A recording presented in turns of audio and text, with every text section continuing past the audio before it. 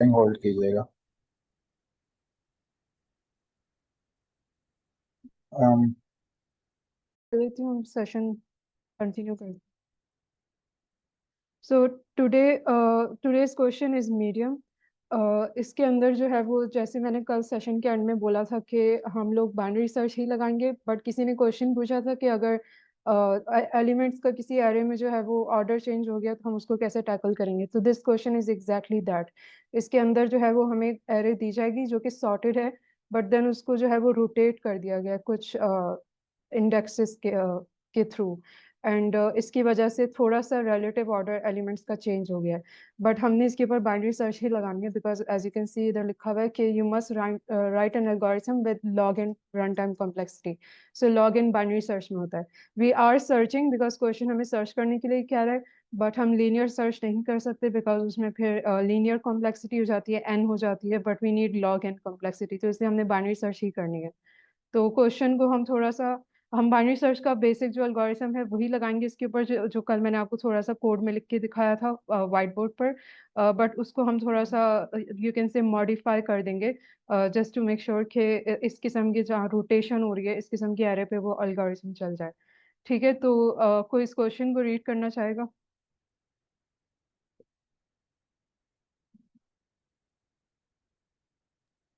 जी ma'am, मैं करता हूँ। क्वेश्चन हमारे पास है 33। Search in rotated sorted array. इसकी जो डिस्क्रिप्शन है वो हमारे पास है। There is an integer array num sorted in ascending order with distinct values. Prior to being passed to your function nums is possibility left rotated at n known index k.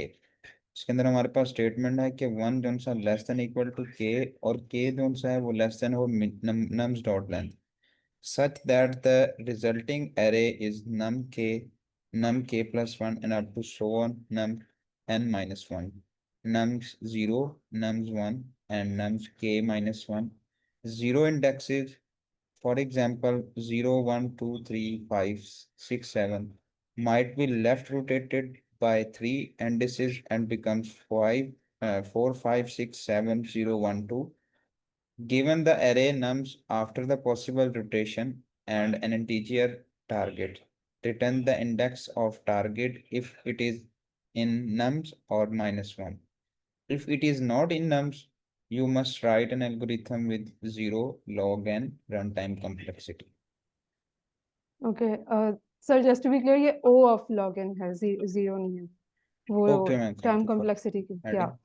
सो इसमें जो है वो आप लोगों को काफ़ी चीज़ें कंफ्यूजिंग लग रही होंगी, जैसे इसका क्या मतलब है, और इसको तो मुझे भी 2 मिनट सोचना पड़ा था कि इसका क्या मतलब है।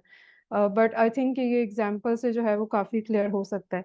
सो बेसिकली इसमें ये लोग कह ये रहे हैं कि असेंडिंग ऑर्डर में होगी आपकी एरे, और जैसे कि हमें पता है कि हमें सॉर्टेड एरे चाहिए होती है बाइनरी सर्च के लिए, so this is good for us, हमारे पास ऑर्डर है, हम आसानी से काम कर लेंगे अपना। उसके बाद इन्होंने कहा कि लेफ्ट रोटेटेड है।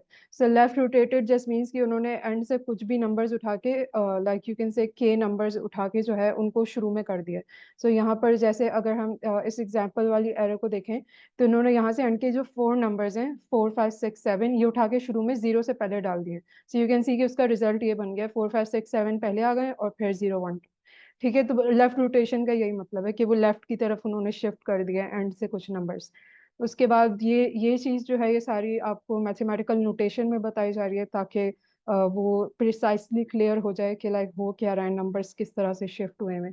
तो ये के जो है ये एंड के नंबर्स हैं, और जो नम 0, 1, 2 वगैरह है ये सब जो है वो अपनी जगह वाले जो नंबर्स है वो है। ठीक है, किसी का कोई क्वेश्चन था? ओके, सो बेसिकली यही है, हमारे पास एक एरे दी हुई है, उसको रोटेट किया हुआ है, और उसके बाद उन्होंने कहा है कि इस एरे में से हमें टारगेट ढूंढ के बताएं उसका इंडेक्स, और अगर वो नम्स के अंदर यानी एरे के अंदर नहीं है तो आप -1 रिटर्न कर दें। ठीक है, और ये हमें बाइनरी सर्च के जरिए करना है। तो इस क्वेश्चन को अटेम्प्ट करने से पहले मैं एक दो चीज़ें रिवाइज कर दूं जो हमने कल देखी थी, ताकि आप लोग जो है वो फ्रेश माइंड के साथ इसको टैकल कर सकें। तो कोई चीज़ ऐसा ना हो कि भूली भी हो, जहन से निकल गई तो उसकी वजह से कंफ्यूजन हो। तो जब भी हमारे पास कोई एरर होती है और हम उस पर बाइनरी सर्च लगा रहे होते हैं, तो मैं इधर एग्जांपल के तौर पे एक एरर बना रही हूँ। ठीक है, लेट्स से कि ये मेरी एरर है। अब अगर मैंने इस पे और ये बिल्कुल मैंने इसको कोई रोटेट वगैरह कुछ भी नहीं किया, ये सिंपल सी मैंने एरे बनाई हुई है। अब अगर मुझे इसमें कोई टारगेट चाहिए तो मैं क्या करूंगी, एक लेफ्ट और एक राइट पॉइंटर। अब क्योंकि मैं पूरी एरे पे सर्च कर रही हूँ तो मैं एक शुरू में रखूंगी और एक आखिर में रखूंगी, ठीक है। तो लेफ्ट पॉइंटर मैंने इधर रख दिया और राइट पॉइंटर मैंने इधर रख दिया। अब मैं इन दोनों का मिड निकालूंगी, राइट। तो मिड मेरा जो है वो इधर इधर आ जाएगा, ठीक है।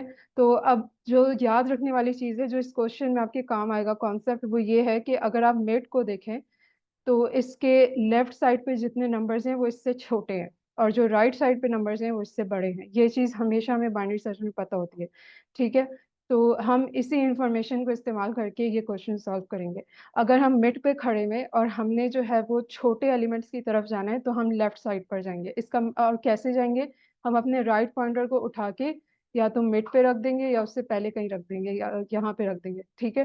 तो इस तरीके से इसका मतलब है कि हमने ये वाली सब कुछ कैंसिल कर दिया नंबर्स हमारे, क्योंकि तीनों पॉइंटर जो हैं वो अब इस हिस्से में खड़े हैं। तो इस तरह हम लेफ्ट शिफ्ट हो गए।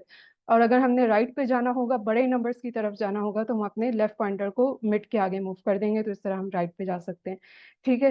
तो यही कॉन्सेप्ट है कि आप जहाँ खड़े हुए हो वहां से आपको बड़ा नंबर चाहिए तो आप राइट पे जाओगे, छोटा नंबर चाहिए तो लेफ्ट पे जाओगे। That is it, binary search का बेसिक कॉन्सेप्ट यही है और इस क्वेश्चन में भी हम यही चीज करेंगे। इस क्वेश्चन में बस एक चीज ये डिफरेंट है कि एरे हमारी रोटेट हुई हुई है, तो उससे जो है, और हमें नहीं पता कितना रोटेट हुई हुई है, राइट। हमें इनपुट वो जो भी देंगे हमें उसमें नहीं पता होगा, और हमें ये भी नहीं पता कि रोटेट हुई भी है कि नहीं, क्योंकि उन्होंने कहा है कि इट इज पॉसिबली रोटेटेड। ये तो उन्होंने कहा ही नहीं कि डेफिनेटली रोटेटेड, तो हमें पता हो, हम कुछ करके पता लगा लें कि भाई कितनी रोटेट हुई है। हो सकता है वो रोटेट ही ना हुई हो, आराम से खड़ी हुई हो जीरो से या जहाँ से छोटे नंबर से शुरू हो रही हो, राइट। तो ये थोड़ी सी जो है इसमें डिफिकल्ट चीज है, इसी वजह से ये क्वेश्चन मीडियम है, वरना इसमें सिंपल बाइनरी सर्च लगता है और इजी क्वेश्चन हो जाता है, ठीक है। तो अभी भी ये मैम रोटेट हुई भी है, अ, लेकिन मैम जी। ये जो पहली लाइन है क्वेश्चन की, अ, यहाँ से एट एन अननोन इंडेक्स के इज इक्वल टू, और जो आगे लिखा हुआ set that the resulting array is, जो नम्स के और नम्स के प्लस वन, इसका मतलब ये है कि हमारी यानी कि जीरो इंडेक्स से स्टार्ट हो रही है, फिर उसमें आगे मतलब इजाफा हो रहा है इंडेक्स में, फिर लास्ट में के माइनस वन है, लाइक ये लास्ट वाला इंडेक्स है। ये जो दरमियान में नम्स एन माइनस वन और नम्स जीरो, इसकी नहीं समझ आई। ओके, ये ठीक है। तो अब इन्होंने ऐसे किया है कि ये जो के वाले ना, के है, के प्लस वन है, जो भी है, ठीक है, ये आपको बता रहे हैं ये वो नंबर्स हैं जो कि आप आखिर से पहले उठा के जो आपने रोटेट किए हैं। जैसे यहाँ पे आप हम लोग 4 5 6 7 उठा के ले गए थे ना, तो ये हमारे के हो जाएंगे। 4 जो है वो के हो जाएगा, 5 जो है वो के प्लस वन हो जाएगा। ये इस नोटेशन के अंदर के उन नंबर्स को रिप्रेजेंट कर रहे हैं जिनको आपने उठा के कहीं और रखा हुआ है, ठीक है। और जो आपके 0 और 1 है, ये आपके ओरिजिनल पोजीशन पे जो मौजूद थे, जैसे ये 0 1 2 ये सारे, ठीक है। और ये जो k-1 है, ये आपका जो है वो यहाँ पर वो नंबर होगा एरे के अंदर जिसके आगे वाले आपने उठाए थे। तो k was the first one जो आपने उठाया था, जैसे 4 5 6 7 हमने यहाँ से उठाए थे ना, तो 4 इज k, राइट, क्योंकि ये पहला नंबर है जो हमने उठाया है। तो इसके बिल्कुल पीछे जो है ना 2, वो k-1 हो जाएगा, ठीक है। तो k-1 just the last element जो अपनी जगह पे मौजूद था, और उसके आगे से सब आपने उठा लिए। तो ये सिर्फ एक नोटेशन है जिसके जरिए वो आपको क्लियर करना चाह रहे हैं कि लाइक अरेंजमेंट किस तरह की हुई है उन्होंने। तो के वो नंबर्स हैं जो आपने उठाए हैं, उसके बाद जो है 0 1 वो नंबर्स हैं जो अपनी जगह पे खड़े हुए थे, उनको आपने कुछ नहीं कहा। और k-1 उसी उन्हीं नंबर्स में से आखिरी वाला है। ओके मैम, जो एन माइनस वन है वो फिर टू होगा। n-1 जो है वो लास्ट नंबर है। n-1 रिमेंबर अ सेट के किसी भी एरे का लास्ट इंडेक्स अगर आपने लेना हो तो आप -1 लगा देते हो उसके आगे। तो n-1 आपको बता रहा है कि जितने नंबर्स आपने उठाए हैं उसमें से आखिरी कौन सा है, तो यहाँ पे वो 7 हो जाएगा। बिकॉज सी इसके मैम इसके ये बिल्कुल तो बाद आपका 0 इंडेक्स आ रहा है। जैसे आप इधर देखें 7 आपका n-1 है, उसके बिल्कुल बाद जो नंबर अपनी जगह पे खड़ा हुआ था उसके बिल्कुल बाद वो आ रहा है 0, ओके मैम। ठीक है। तो आई होप ये नोटेशन क्लियर हो गई है। एंड या सो मैं ये कह रही थी कि या सो इस क्वेश्चन में द डिफिकल्ट पार्ट इज कि हमारी एरे रोटेट हुई भी है, बट फिर भी इट्स नॉट दैट हार्ड। ऐसा नहीं है कि रैंडमली रोटेट हो गई है या हमें पता नहीं है कौन सा नंबर कहाँ चला गया, राइट। तो हम अभी भी जो है वो थोड़ा बहुत इसमें से पैटर्न निकाल सकते हैं, और हमें पैटर्न ही चाहिए होता है, हमें ऑर्डर ही चाहिए होता है, राइट, बाइनरी सर्च के लिए। तो अब मैं एक चीज़ आपको यहाँ पे दिखा देती हूँ, एक सेकेंड। यहाँ पे अगर आप देखें तो हमारी ये रोटेटेड एरे है, राइट, जो हमें इनपुट में मिली है। तो अब यहाँ पर हम इस एरे को जो है वो दो सब एरेज में डिवाइड कर सकते हैं। एक तो ये 3 नंबर्स हैं जो अपनी जगह पे सही खड़े हुए थे, इनको कोई हाथ नहीं लगाया, कोई रोटेशन नहीं हुई उनकी, ये अपनी जगह पे ठीक से खड़े हुए हैं, ठीक है। एंड इफ यू नोटिस तो ये ऑर्डर में भी है, 0 1 2, एक असेंडिंग ऑर्डर में चल रहा है, ठीक है। तो एक तो हमारे पास ये पार्ट हो गया इस एरे का। दूसरा पार्ट हमारे पास ये वाला हो गया जो रोटेट हुआ हुआ है, जो हम आगे से उठा के पीछे ले आए हैं और जिसकी जगह चेंज हो गई है, जिसकी वजह से हमें कंफ्यूजन हो रही है। लेकिन ये पार्ट भी सॉर्टेड है, ये भी 4 5 6 7 असेंडिंग ऑर्डर में चल रहा है, राइट।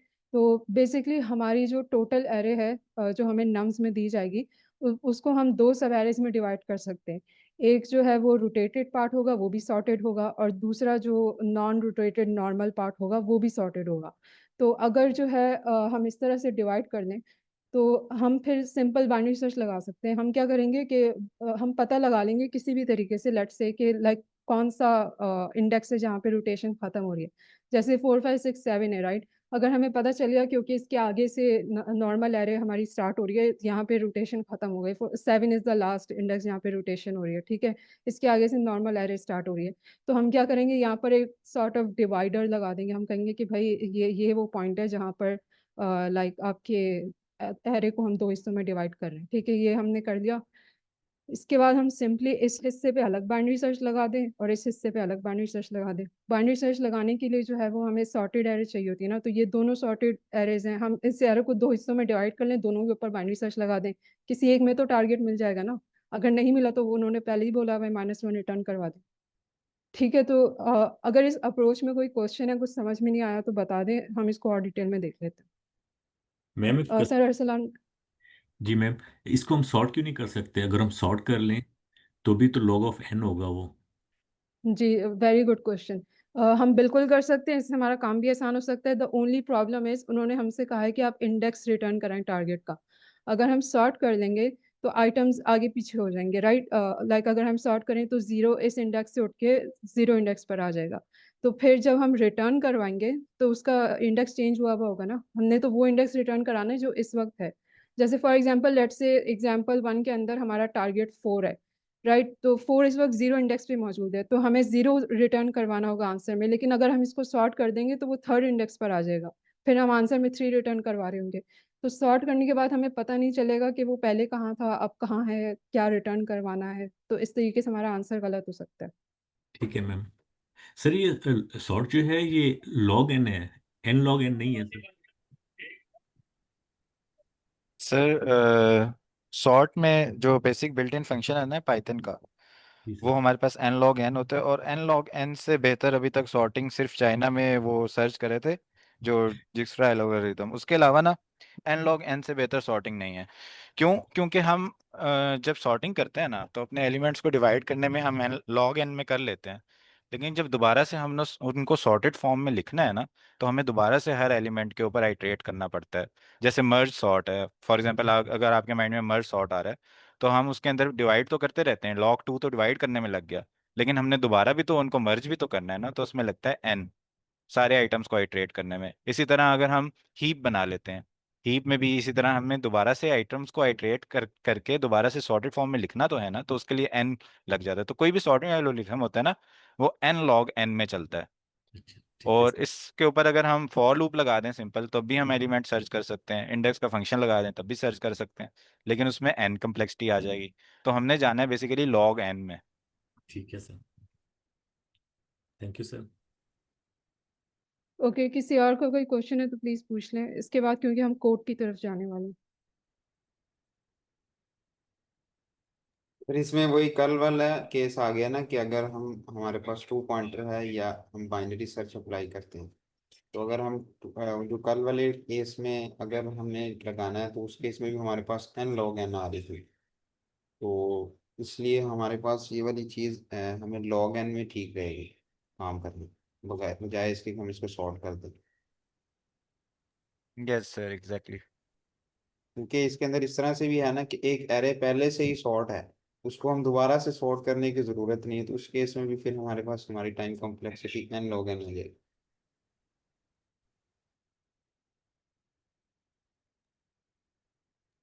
यस सर, हमारे पास सॉर्ट है या नहीं है, हमने फिर भी उसको पार्ट्स में तो डिवाइड कर दिया ना, एंड तक लॉग एन लगा दिया हमने। जब उसको हम पार्ट में डिवाइड करते गए ना, फॉर एग्जांपल यहाँ पे कितने वैल्यूज हैं फर्स्ट नम्स में, 1 2 3 4 5 6 7, 7 वैल्यूज हैं।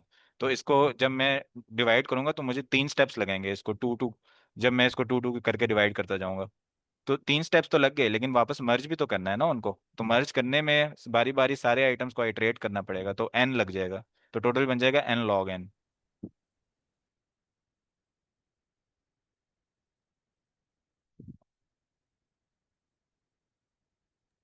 जैसे सर, अब हमारे पास ना बेसिकली, अगर मतलब हम इसको सॉर्ट फंक्शन को डिस्कस करेंगे, थोड़ा सा एक वन लाइनर बताता हूँ कि हमारे पास ना एक होता है मर्ज सॉर्ट, और एक होता है इंसर्शन सॉर्ट। इन दोनों को मिलाकर पाइथन का सॉर्ट फंक्शन बनता है जिसका नाम है टिम सॉर्ट, जो कि टिम पीटर ने बनाया है।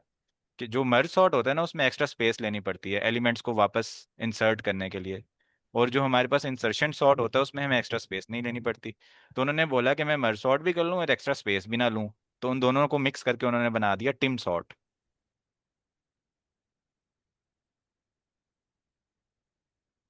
ठीक है सर, थैंक यू।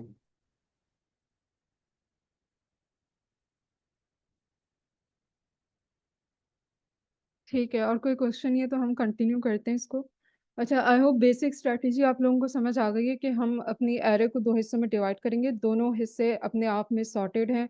तो हमें सिर्फ जो है वो बाइनरी सर्च लगा देंगे दोनों के ऊपर, और जिसमें भी टारगेट मिल गया वो हम उसका इंडेक्स रिटर्न करवा देंगे, अदरवाइज हम लोग जो है वो -1 रिटर्न करवा देंगे।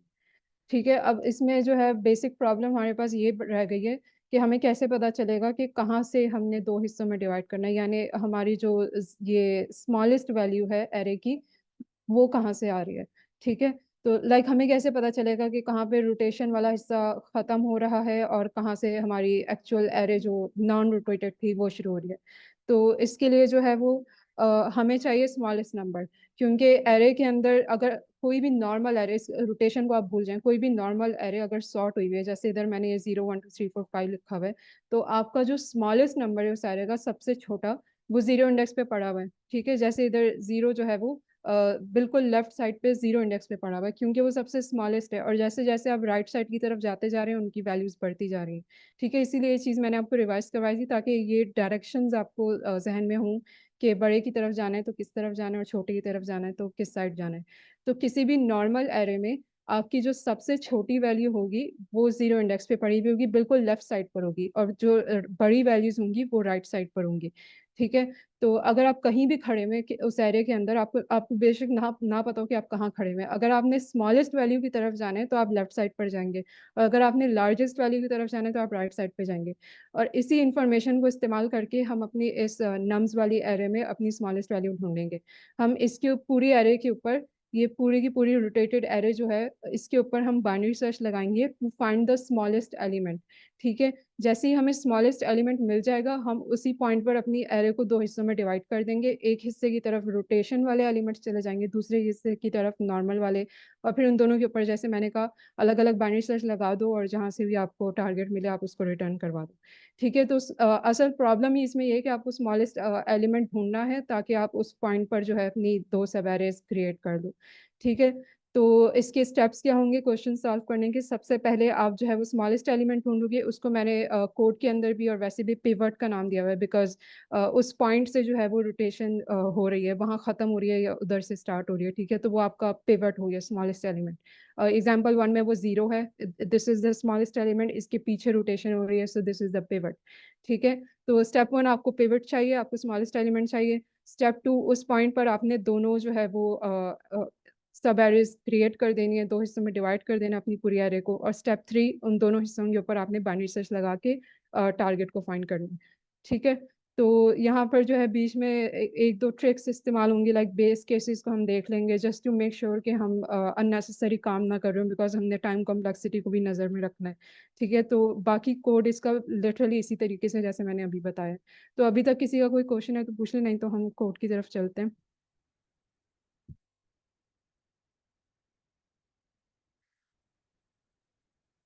ओके सो यहाँ पे जैसे मैंने कहा हम 3 स्टेप्स में काम करेंगे, तो उन तीनों स्टेप्स के मैंने अलग अलग फंक्शंस बनाए हुए हैं ताकि कोड जो है वो आपको समझने में आसानी हो, चीज़ें थोड़ी सी लाइक कंपार्टमेंटलाइज हो जाए, अलग अलग हो जाए। अगर मैं एक ही कोड के अंदर सारे काम एक साथ कर रही होती तो वो थोड़ा सा कंफ्यूजिंग हो जाता है।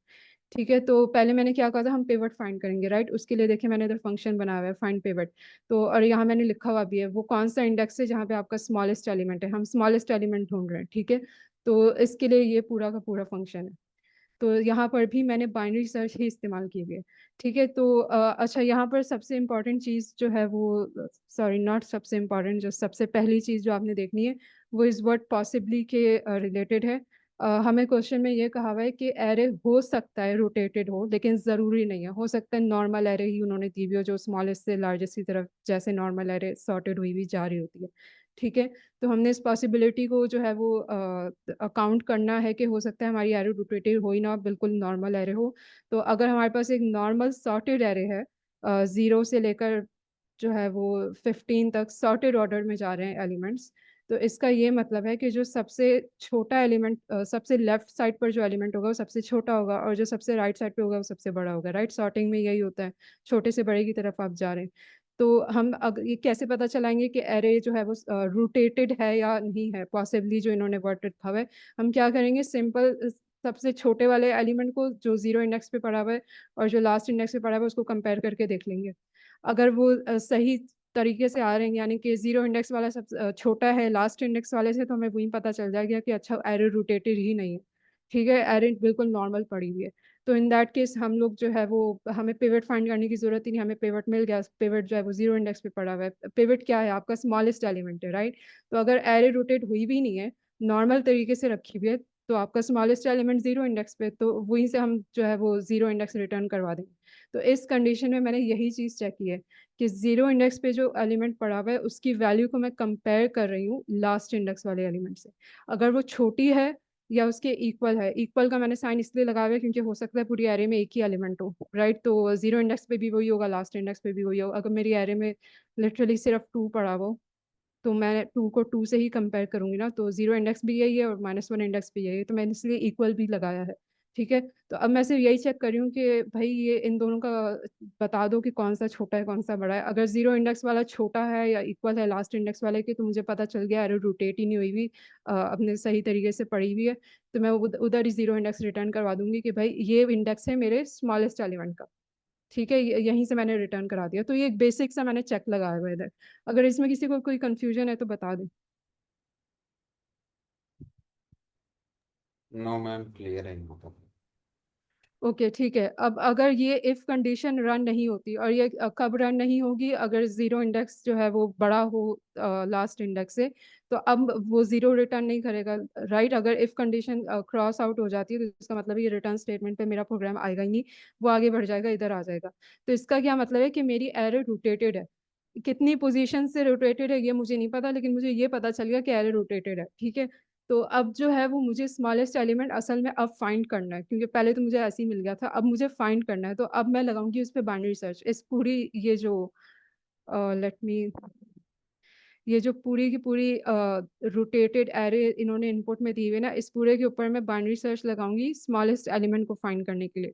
तो बाइनरी सर्च का कोड जो है वो आपको थोड़ा सा याद आ रहा होगा कि एक लेफ्ट पॉइंटर होता है, एक राइट पॉइंटर होता है। लेफ्ट वाला 0 इंडेक्स पे आप रखते हैं, और राइट वाला जो है एरे के बिल्कुल लास्ट इंडेक्स पे, जो आप -1 से एक्सेस कर सकते हैं, उस पे रखते हैं। ठीक है, तो ये मैंने अपने दोनों पॉइंटर्स इनिशियलाइज करवा दिए। जी सर, सफीउल्लाह आपका हैंड रेज है। अच्छा मैम, यहाँ पे जब हमने इफ कंडीशन यूज़ की और उसके अंदर हमने उसको बता दिया कि जो हमारे पास नम्स डॉट 0 इंडेक्स पे जो वैल्यू पड़ी है वो लेस देन या इक्वल वो हमारे पास नम्स की माइनस की, तो हम रिटर्न करवा देंगे 0। ठीक है, अगर ये जो इसके नीचे जो हमने कोड लिखा है जो बाइनरी सर्च है, इसको हम एल्स केस के अंदर रन कर दे तो क्या ये बेटर रहेगा कि, या हमें इसके लिए इसको सेपरेट ही लिखना चाहिए? आई डोंट नो कि इससे उसके रन टाइम पे क्या फ़र्क पड़ेगा, बट मैंने अक्सर सेपरेट ही देखा है, because return statement just means कि आपका प्रोग्राम अगर रिटर्न स्टेटमेंट में पहुंच गया ना, तो उसके आगे जो भी लिखा हुआ है, जैसे मैंने रिटर्न के आगे 0 लिखा हुआ है, वो उसको रिटर्न करवा देता है वो फंक्शन, और फिर नीचे की चीज़ें वो रन ही नहीं करता, वो लिटरली प्रोग्राम यहीं से वापस चला जाएगा और फिर नीचे आ जाएगा, दूसरे फंक्शन पर आ जाएगा। तो अगर आप रिटर्न नहीं करवा रहे, तो ये इफ एल्स वाली चीज़ ना काफ़ी कॉम्प्लिकेटेड हो जाती है। आप जो है वो अब क्योंकि एल्स में लगाऊंगी तो ये पूरा बाइनरी सर्च का कोड मेरा एल्स के नीचे आ रहा होगा, दैट इज़ अननेसेसरीली कॉम्प्लिकेटेड। अगर मुझे वो कोड रन करना है तो मैं सिंपल उसको सिंटैक्स में लिख के कर लूँ, क्योंकि नहीं करना तो वैसे ही रिटर्न स्टेटमेंट तो वहीं पर ख़त्म कर देगा सारा कोड। Okay ma'am. सर इसमें एक और चीज़ भी है कि आप ये आपका क्वेश्चन, सॉरी मैंने सुना नहीं, आप कह रहे हैं कि ये कंडीशन हम एल्स में लिखते हैं। जी सर। अच्छा, तो सर इसमें बिल्कुल लिख सकते हैं, लेकिन अभी इस कंडीशन में हम बेसिकली चेक क्या कर रहे हैं, अगर आप ये समझ लेना तो फिर आपको ये समझ आ जाएगी यहाँ पे क्यों लिखा हुआ है और हम बाइनरी सर्च में क्यों नहीं जा रहे। नहीं वो मुझे सर ठीक है, आपकी बात ये आ गई मैम की भी, लेकिन मैंने एक वैसे ही मैंने कहा कि सम टाइम होता है एक माइंड में थोड़ा क्वेश्चन आता है कि इसको इस जी तरह। जी सर, बड़ा अच्छा क्वेश्चन है। तो इसमें थोड़ा सा इशू आ जाएगा एक। जी सर। उसमें ये होगा कि हमें मिड कैलकुलेट कर रहे हैं ना फॉर एग्जांपल, तो मिड कैलकुलेट करने के बाद और उसमें एक इशू आएगा मेरे ख्याल से कि अगर इफ स्टेटमेंट रंग सर वो हो जाए। जी मुझे भी थोड़ा हम्म। सा है ना उसके अंदर ये है ना कि फॉर इंस्टेंस अगर वो हमारे पास यहाँ पे ये स्टेटमेंट जो सी है वो इफ वाली रॉन्ग हो जाती है, तो वो हर केस में एल्स वाला केस जरूर चेक करेगा। तो बट वो वही बात मैम की ठीक है कि हमें बजाय इसके कि हम इसको एल्स में लिखें, तो इसको अगर हम अलहदा से, क्योंकि रिटर्न हमेशा एक ही चीज़ रिटर्न करता है, रिटर्न के बाद कोई भी कुछ लिखें, जी तो जी। इस वजह से भी हो सकता है। Thank you. लेकिन हाँ ठीक है सर, थैंक यू। चलें ठीक है, हम कंटिन्यू करते हैं। तो यहाँ पे मैंने बाइनरी सर्च को जो है वो स्टार्ट किया हुआ है। लेफ्ट को पॉइंटर जो है वो मैंने 0 इंडेक्स पे रखा हुआ है, राइट पॉइंटर एरे के लास्ट इंडेक्स पे रखा हुआ है। ठीक है, और ये वही एग्जैक्टली ये बाइनरी सर्च का कोड है। I mean not technically exactly, but ये वही कोड है जो मैंने आपको कल लिख के दिखाया था, कि हम लोग जो है वो वाइल की कंडीशन लगाते हैं ताकि हम किसी पॉइंट पर लूप को स्टार्ट कर सकें। तो लेफ्ट को हमेशा राइट से कम ही रखना होता है हमने। ठीक है, उसके बाद हम मिड कैलकुलेट करते हैं, लेफ्ट और राइट इंडेक्सेस को आप ऐड कर दें, डिवाइड बाय 2 कर दें, आपके पास मिड आ जाएगा। अब यूजली हम बाइनरी रिसर्च में जो है वो लेफ्ट मिड को टारगेट से कंपेयर कर रहे होते हैं, राइट। तो यहाँ पर हमारे पास टारगेट अभी तक उस तक हम पहुंचे नहीं है, अभी तो हम सिर्फ रोटेशन ढूंढ रहे हैं कि लाइक रोटेशन स्टार्ट कहाँ से हो रही है।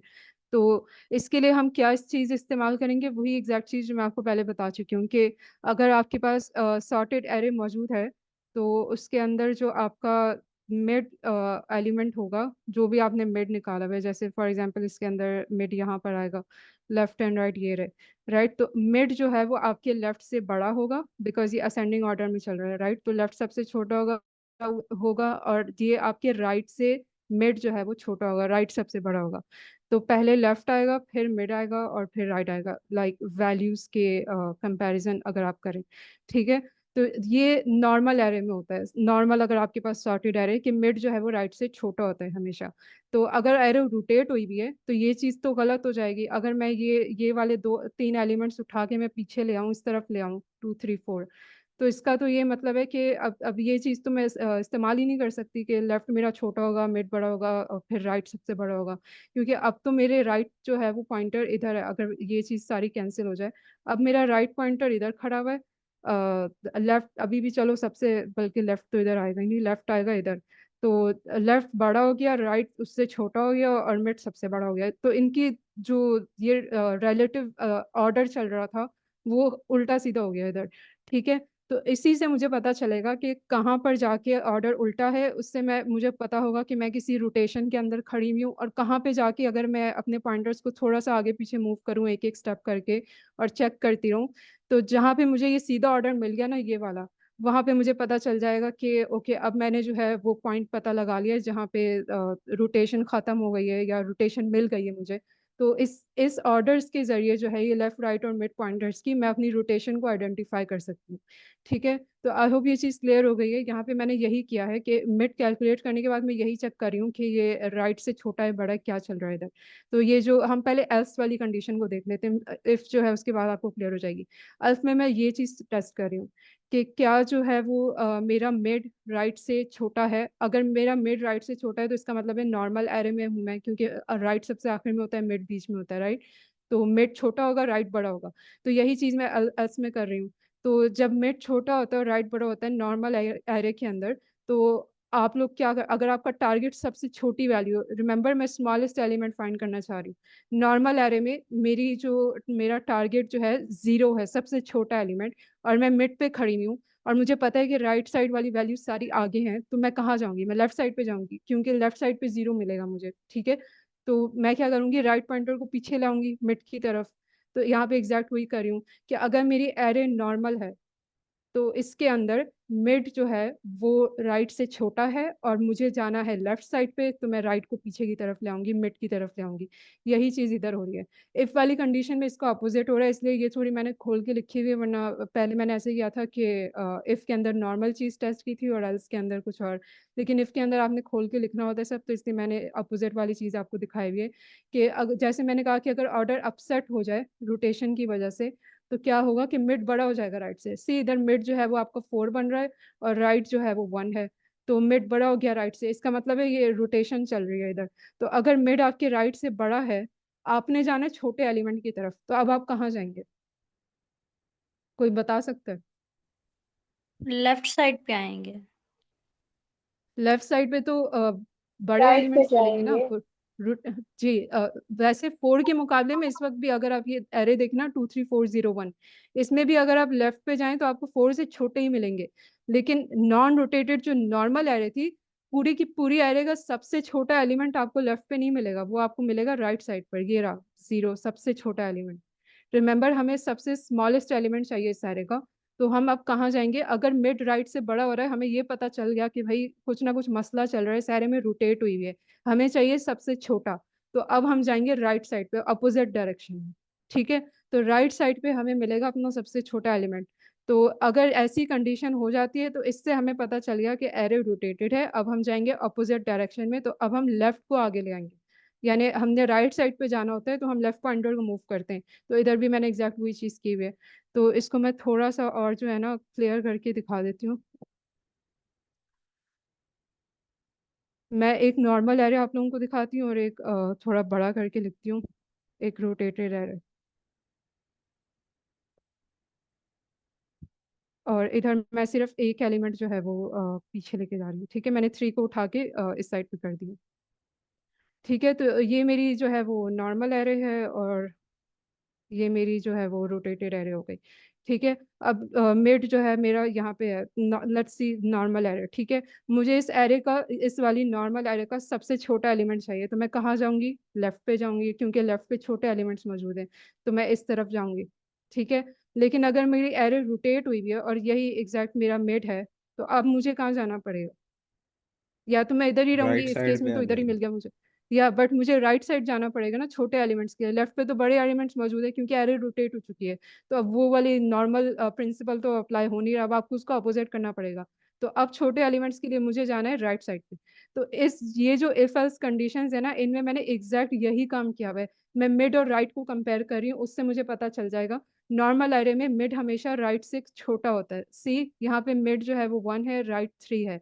तो अगर मिड राइट से छोटा है तो मुझे पता चलेगा क्योंकि ये नॉर्मल एरे है, स्मॉलेस्ट चाहिए, लेफ्ट पे जाओ। अगर मिड राइट से बड़ा हो रहा है, जैसे यहाँ पर जो है, क्योंकि मैंने एक ही किया हुआ है तो दिस इज इन एग्जैक्टली, लेकिन मैं थोड़ा सा और करके आप लोगों को अगर दिखा दूँ। पहले मैंने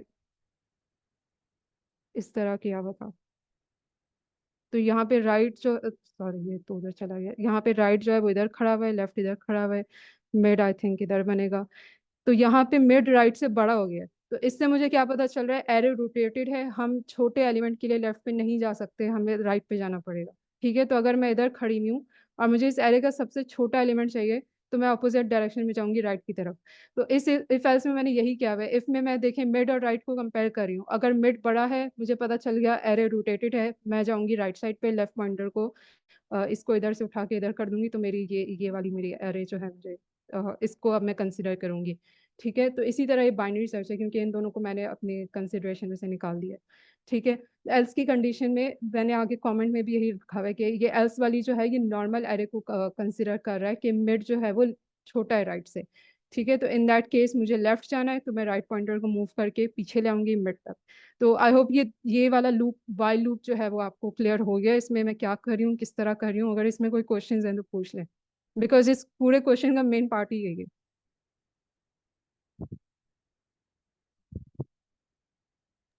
क्लियर है मैम। ओके, ठीक है, तो अब जो है हमारे पास ये पूरा वाइल लूप जो चल रहा है, ये क्या करेगा, हमें स्मॉलेस्ट एलिमेंट तक लेके जाएगा। ठीक है, तो जैसे ही हमें स्मॉलेस्ट एलिमेंट मिल जाएगा, क्योंकि स्मॉलेस्ट एलिमेंट का अब हम देखें, हमने ट्रिक इस्तेमाल किया है यहाँ पे, हम मिड और राइट का जो कंपैरिजन कर रहे हैं, ये हमें इस तरह पता चला है कि सॉर्टेड एरे के अंदर मिड छोटा होता है, राइट बड़ा होता है। इसी प्रिंसिपल को अप्लाई करके हमने जो है वो रोटेशन को ओवरकम किया है, उसके पार जाके हमने अपना स्मॉलेस्ट एलिमेंट ढूंढा है एरे का। तो जैसे ही हमें स्मॉलेस्ट एलिमेंट मिलेगा, आई थिंक उस पॉइंट पर आपके लेफ्ट और राइट पॉइंटर्स एक ही इंडेक्स पे मौजूद होंगे, और वो आपका स्मॉलेस्ट एलिमेंट होगा, तो आप दोनों में से कोई भी रिटर्न करवा दें। मैंने लेफ्ट रिटर्न करवा दिया। सो बेसिकली ये रिटर्न स्टेटमेंट मुझे क्या बता रही है, आपका स्मॉलेस्ट एलिमेंट किस इंडेक्स पे खड़ा हुआ है, ये मुझे इससे पता चल जाएगा। तो और यही जो है, इसको मैंने पिवट का नाम देके, जो स्मॉलेस्ट एलिमेंट था उसका नाम देके, मैंने ये पूरा फंक्शन ही इसलिए बनाया था यहाँ से लेके यहाँ तक, कि मुझे अपनी पूरी एरे का जो है वो स्मॉलेस्ट एलिमेंट मिल जाए। ठीक है, तो वंस मुझे ये मिल गया, मेरा स्टेप 1 खत्म हो गया। स्टेप 1 में मैंने क्या कहा था कि हमें स्मॉलेस्ट एलिमेंट चाहिए, क्योंकि उससे हमें पता चलेगा कि कहाँ पे रोटेशन जो है वो एंड हो रही है, यानी उसके पीछे सारे बड़े एलिमेंट्स मौजूद हैं, उनको मैं अलग एरे में कर दूंगी, स्मॉलेस्ट से आगे सब जो है वो मैं अलग एरे में कर दूंगी, और दोनों के ऊपर बाइनरी सर्च लगा दूंगी। राइट, तो स्टेप 1 हो गया, मुझे अपना स्मॉलेस्ट एलिमेंट मिल गया। अब मुझे क्या करना है, अपनी जो पूरी नम्स इनपुट एरे दी हुई है उसको 2 हिस्सों में डिवाइड करना है। ठीक है, अब वो कैसे करेंगे वो भी मैं आपको दिखा देती हूँ। Let's go back to this. ठीक है, यहाँ पे अब मुझे फाइंड पिवट वाले फंक्शन से मुझे ये पता चल गया, क्योंकि स्मॉलेस्ट एरे जो है, स्मॉलेस्ट एलिमेंट इस इंडेक्स पे खड़ा हुआ है। अब मैं एरे को 2 हिस्सों में कैसे डिवाइड करूंगी, स्मॉलेस्ट से लेके एंड तक सारे एलिमेंट्स में एक तरफ कर दूंगी। ठीक है, और शुरू से लेकर स्मॉलेस्ट के पीछे, बिल्कुल पीछे जो खड़ा हुआ है, यानी स्मॉलेस्ट जैसे पिवट है ना मेरा, तो पिवट -1 का जो इंडेक्स है, शुरू से लेके यहाँ तक सब दूसरी एरे में कर दूंगी। तो इस तरीके से मैंने अपने एरे को जो है वो 2 हिस्सों में डिवाइड कर दिया, शुरू से लेके पिवट तक और पिवट से लेके आखिर तक। ठीक है, ये मेरे 2 हिस्से बन गए। अब इनके ऊपर मैंने सिंपल बाइनरी सर्च लगानी है, जो एग्जैक्ट वही कोड है जो हमने कल लिखा था। यहाँ तो चलो फिर भी हम थोड़ा सा कुछ और करके देख रहे थे, अब तो बिल्कुल एग्जैक्ट वही कोड लगेगा। ठीक है, तो पिवट मुझे मिल गया। इसके बाद इसको जो है 1 मिनट के लिए सिर्फ इग्नोर कर दे, हम मेन अपने कोड पर आ जाते हैं। यहाँ पे मैंने जो फंक्शन था फाइंड पिवट ऊपर आपको दिखाया, उसे मैंने यहाँ पे कॉल किया हुआ है। बेसिकली मैंने इसको बस ये बोला है कि भाई मुझे पिवट निकाल के दो, जो भी वैल्यू आए इस वेरिएबल के अंदर स्टोर कर दो, और पिवट किस पे निकालना है, नम्स के एरे पे निकालना है। ठीक है, तो यहाँ पे अगर किसी को थोड़ी सी क्या नाम है उसका, ऑब्जेक्ट ओरिएंटेड प्रोग्रामिंग में कंफ्यूजन है, तो शायद उनको ये लाइन थोड़ी सी समझ में ना आए। तो अगर कोई कंफ्यूजन है इसमें तो बता दे, इसको भी क्लियर कर लेते हैं हम। मैम पिवट से हम कौन सा लाइक वैल्यू फाइंड कर रहे हैं? हाँ, पिवट में हमें चाहिए ये पूरी इनपुट एरे में जो भी स्मॉलेस्ट वैल्यू है सबसे, वो चाहिए, क्योंकि उससे हमें पता चलेगा कि रोटेशन कहाँ पे जो है वो खत्म हो रही है और कहाँ से नॉर्मल एरे स्टार्ट हो रही है। जैसे एग्जांपल 1 में आप देखें, स्मॉलेस्ट एलिमेंट 0 है, तो अब हमें पता चल गया ना कि 0 के पीछे जितना है वो सारा रोटेशन वाला है, और 0 और उसके आगे जितना है वो सारा नॉर्मल वाला है। यही हमें चाहिए। पिवट मतलब किस पॉइंट से आप चीज़ों को घुमा रहे होते हैं। ठीक है, तो 0 हमारा पिवट है, उसके पीछे सब घूमी हुई चीज़ें, लिटरली यही हो रहा है इसमें। ओके। मैम ये अच्छा, ठीक है, तो ऑब्जेक्ट ओरिएंटेड प्रोग्रामिंग में बेसिकली आप लोग ना, हम लोग क्लासेस इनिशिएट करते हैं, जैसे ये लीड कोड खुद ही जो है वो ऑब्जेक्ट ओरिएंटेड प्रोग्रामिंग के जरिए करवाते हैं। इन्होंने क्लास सॉल्यूशन जो है वो इनिशिएट की भी है। अब इसके अंदर जितने भी आप फंक्शंस बनाए ना, जैसे ये मैंने पिवट वाला फंक्शन बनाया हुआ है, और एक मैंने बाइनरी सर्च वाला, इस पे हम आते हैं थोड़ी देर में, ये फंक्शन बनाया हुआ है। और एक ये तो आप क्वेश्चन खोलेंगे ना खुद, तो ये लीड कोड ने आपको ये वाला फंक्शन दिया हुआ खुद ही से, ये बिल्ट इन फंक्शन है जो मेन सॉल्यूशन है हमारा। ठीक है, तो जब आप किसी भी क्लास के अंदर सॉल्यूशंस बनाते हैं तो वहां पर आप एक जो है आर्ग्यूमेंट पास करते हैं सेल्फ। सेल्फ क्या करता है, this is kind of a place holder. जब भी आप कोई फंक्शन बना रहे हूँ तो उस वक्त आप सेल्फ उसको एज एन आर्ग्यूमेंट पास कर देते हैं। और उसके बाद क्या होता है कि जब भी आप उस फंक्शन को यूज करेंगे ना, जैसे ऊपर मैंने पूरा फाइंड पिवट फंक्शन लिख तो लिया, लेकिन अब जब मैंने पिवट एक्चुअली फाइंड करना है तो मैंने उसको यहाँ पे कॉल किया हुआ है कि भाई ये पिवट मेरा वेरिएबल है, ये वाला, इसके अंदर मुझे पिवट की वैल्यू चाहिए, तो वो उस फंक्शन से जाके लेकर आओ। ठीक है, तो उसको जब मैं कॉल कर रही हूँ इस फंक्शन को, तो साथ में मैंने सेल्फ डॉट लगा हुआ है, यानी कि मैं एक ऑब्जेक्ट जो है उस फंक्शन को क्रिएट करके मैं एक चीज सॉरी उस फंक्शन को यूज करके मैं एक चीज क्रिएट कर रही हूँ। तो ये जो प्लेस होल्डर वाला चीज होती है ना, इसको मैं कॉल करने के जरिए वो चीज ऑब्जेक्ट को मैं क्रिएट करूंगी या उस फंक्शन को इस्तेमाल करूंगी। ठीक है, तो ऑब्जेक्ट ओरिएंटेड प्रोग्रामिंग में ये सेल्फ वाली चीज लिटरली हर जगह मौजूद होती है। इसकी ज्यादा ये सेल्फ वाला कॉन्सेप्ट मैं भी इतने अच्छे से एक्सप्लेन नहीं कर सकती, but this is basically a place holder. जब भी आप किसी क्लास के अंदर फंक्शंस देखेंगे तो उसमें आपको सेल्फ जरूर मिलेगा। क्लास के बाहर अगर आप फंक्शंस बना रहे हैं तो वो आप उसके लिए सेल्फ की जरूरत भी नहीं होती।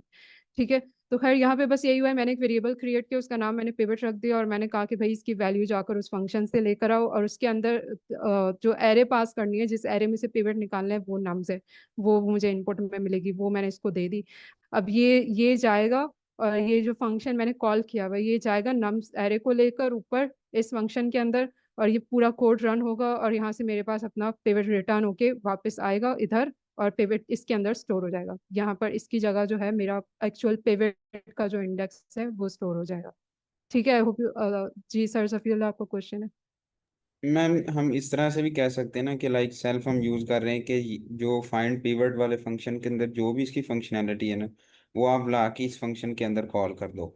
यानी कि हमें उस फंक्शन को थ्रू आउट नहीं रीड करना पड़ेगा, हम जस्ट उसकी जितनी भी फंक्शनैलिटी है उसको हमने कॉल करके यहाँ पे यूज कर रहे हैं। या ये भी हो सकता है, क्योंकि अक्सर जो है वो क्लास के अंदर मल्टीपल फंक्शंस होते हैं, जैसे इधर मैंने एक क्लास के अंदर 3 बनाए हुए, और फिर आप जब उनको क्लास को कॉल कर रहे होते हो तो आई थिंक वो सारे फंक्शंस अप्लाई होंगे। सर इसमें मैम कहना है। जी जी बिल्कुल। अच्छा सर, इसमें ये होता है ना कि जैसे अभी हम सर्च फंक्शन के अंदर काम कर रहे हैं, जो कि सॉल्यूशन क्लास का एक फंक्शन है सर्च। तो अभी क्या होता है कि इस फंक्शन के अंदर सिर्फ मैं वो वैल्यूज यूज कर सकता हूँ, वो वेरिएबल्स यूज कर सकता हूँ जो इसके आर्गुमेंट में पास हुए हैं, जैसे नम्स और टारगेट। फाइंड पेमेंट तो इसके अंदर पास नहीं हुआ। लेकिन मजे की बात यह है कि जो क्लास के अंदर भी अगर कोई और वेरिएबल है ना, तो मैं उसको भी यूज कर सकता हूँ। तो अगर मैंने उस फंक्शन के अलावा उसी क्लास के अंदर कोई और फंक्शन या वेरिएबल यूज करना है उसी क्लास के अंदर जो डिफाइन हुआ है, तो मैं सेल्फ यूज करता हूँ। तो बेसिकली सेल्फ होता है उसी क्लास के ऑब्जेक्ट्स, वेरिएबल्स, फंक्शंस के लिए। और अगर मैं सेल्फ ना लगाऊं तो खाली फाइंड पिवट लिख दूं, तो वो वाला वेरिएबल होगा या वो वैल्यू होगी जो इसके आर्गुमेंट में पास कर रहा हूँ मैं क्लास के बाहर से, या इस फंक्शन को कॉल करते हुए। सर इसका थोड़ा सा विजुलाइज करके समझा सकते हैं आप कि आप किस तरह से जी कह रहे मैम, हैं? मैम अपना लेक्चर कंप्लीट कर लें फिर उसके बाद देख लेते हैं। ये ऊप का बेसिकली कॉन्सेप्ट है ना, तो इसके ऊपर, ऊप के कॉन्सेप्ट के ऊपर थोड़ा टाइम लग जाएगा, तो मैम क्लास कंप्लीट कर लें फिर हम देख लेते हैं। ओके चले, बस इसमें इतना आप देख लें कि मैंने एक फंक्शन कॉल किया, उसमें मैंने एक आर्ग्यूमेंट पास कर दिया नम्स, यानी कि मुझे जो पिवट फाइंड करना है वो इस एरे नम्स एरे में से फाइंड करना है। और आप देखें कि जब ऊपर मैंने इस फंक्शन को बनाया था, डिफाइन किया था, उस वक्त भी मैंने नम्स आर्ग्यूमेंट पास किया था। यानी इसको मैंने बोला था कि भाई तुम्हारे पास जब एरे आए ना तो उसको नम्स का नाम दे देना और सारे काम इसी तरह करते रहना, इधर भी नम्स है, इधर भी नम्स है। ठीक है, तो इस तरीके से मैंने कॉल किया। इस फंक्शन को जो है वो एक एरे चाहिए थी और वो मैंने इधर दे दी है यहाँ पर। ठीक है, तो बस इसी तरह ये फंक्शन काम कर रहा है। जब इसका सोल्यूशन आएगा तो वो इसकी जगह पूरा रिप्लेस हो जाएगा और पिवट में मेरे स्टोर हो जाएगा। ठीक है, तो यहाँ से मैंने पिवट जो है वो अपना ढूंढ के ले लिया कि भाई स्मॉलेस्ट एलिमेंट पूरी एरे में कहाँ मौजूद है। अब मुझे पता चल गया कि इसके पीछे, इस इंडेक्स के पीछे, पिवट भी एक इंडेक्स है। रिमेंबर मैं इंडेक्स फाइंड कर रही थी स्मॉलेस्ट एलिमेंट का। तो अब मुझे इस इंडेक्स के पीछे जितने एलिमेंट्स हैं ना वो सारे इससे बड़े हैं, वो सब रोटेट हुए हैं, ये मुझे पता चल गया। ठीक है, अब यहाँ पे मैंने एक बेसिक सा चेक लगाया हुआ है नेक्स्ट स्टेप में, कि जस्ट टू सी कि ऐसा ना हो कि मेरी एरे बिल्कुल ही रोटेट हुई हुई ना। इफ यू रिमेम्बर मैंने यहाँ पर भी एग्जैक्ट सेम चेक लगाया था ठीक है, मैं यही चेक कर रही थी कि एरो रोटेट हुई भी है कि नहीं। तो उसके लिए मैंने आपको कहा था कि मैं फर्स्ट और लास्ट को कंपेयर कर रही हूँ। तो इधर भी मैंने एग्जैक्ट वही चीज़ की हुई है, just to put another check, कि ऐसा ना हो कि मेरी एरो में रोटेशन हो ही ना सिरे से और मैं आगे जाके जो है वो पता चले बाइनरी सर्चेज लगा रही हूँ दोनों एरोस के ऊपर। तो इससे अच्छा पहले ही चेक कर लूँ। ठीक है, तो पिवट जो है वो अगर मेरा पिवट इंडेक्स जो है अगर मेरा 0 है, रिमेंबर पिवट इंडेक्स है, उसकी वैल्यू नहीं है। ठीक है, तो अगर मेरा पिवट इंडेक्स 0 है तो दैट मीन्स कि 0 इंडेक्स पे जो वैल्यू पड़ी हुई है वो सबसे छोटी है। तो अगर आपकी 0 इंडेक्स की वैल्यू सबसे छोटी है तो दैट मीन्स कि बाकी सब उससे बड़ी है ना। तो इसका मतलब है कि रोटेट ही नहीं हुआ। पर रोटेशन में क्या था, जैसे ये एरे रोटेटेड है, आप देखें इसकी जो 0 इंडेक्स वाली वैल्यू है वो बाकियों से कुछ से बड़ी आ रही है, तो इससे हमें पता चल रहा है कि अच्छा ये रोटेटेड है। लेकिन अगर 0 इंडेक्स की वैल्यू सबसे छोटी है तो दैट मीन्स कि बाकी सब बड़ी है, आराम से चल रही है एरे, सॉर्टेड एरे में, सॉर्टेड एरे की तरह, तो उसमें कोई रोटेशन ही नहीं है। तो यही चीज़ मैं इधर कंफर्म कर रही हूँ कि अगर पिवट इंडेक्स 0 है, अगर सबसे छोटे एलिमेंट का इंडेक्स 0 है तो दैट मीन्स कि मुझे कोई रोटेशन नहीं मिल रही। तो मैं क्या करूँगी, अभी अभी मुझे टारगेट फाइंड करना है। यहाँ यहाँ इन्होंने टारगेट दिया हुआ है, तो अब नॉन रोटेटेड प्रॉपर सीधी सादी एरे में मैं टारगेट फाइंड करने के लिए सिंपल बाइनरी सर्च का कोड लगा दूंगी। कहाँ लगाऊंगी, शुरू से लेके आखिर तक, क्योंकि पूरी एरे ही नॉन रोटेटेड है, आराम से सॉर्ट हुई है। पूरी एरे के अंदर मुझे चाहिए अपना टारगेट, तो मैं उसको दो हिस्सों में डिवाइड ही नहीं करूंगी क्योंकि रोटेशन ही नहीं हुई हुई। मैं सिंपल पूरी पूरी एरे पे अपना बाइनरी सर्च का कोड लगा दूंगी। ठीक है, तो बाइनरी सर्च का फंक्शन मैंने इधर डिफाइन किया हुआ है। इस पे मैं एक सेकेंड में आती हूँ। Let me just show you कि बाइनरी सर्च मैंने लगाया हुआ यहाँ पर है। ठीक है, तो मैं इससे कह रही हूँ कि बाइनरी सर्च लगा के मुझे टारगेट का इंडेक्स रिटर्न करवा दो। और इसके अंदर यू कैन सी कि मैंने कुछ आर्ग्यूमेंट्स पास किए हैं, तो लेट्स सी दैट। तो किस पे लगाना है बाइनरी सर्च, मैं लगा रही हूँ किस पे लगा रही हूँ, पूरी की पूरी एरे पे, राइट। और क्या ढूंढ रही हूँ मैं उसके अंदर, टारगेट। तो मैंने ये भी एक पास कर दिया आर्ग्यूमेंट, टारगेट में यहाँ से उठाऊंगी, जो भी मुझे इनपुट में देंगे उसको मैं इधर डाल दूंगी। और पूरी एरे पे लगाना है। तो एक मैंने लेफ्ट पॉइंटर की वैल्यू दी है 0 और एक राइट पॉइंटर की -1 लास्ट इंडेक्स, क्योंकि पूरी एरे पे मैं लगा रही हूँ। अगर मैंने आधी एरे पे लगाना होता तो मैं इनकी पोजीशंस चेंज कर देती।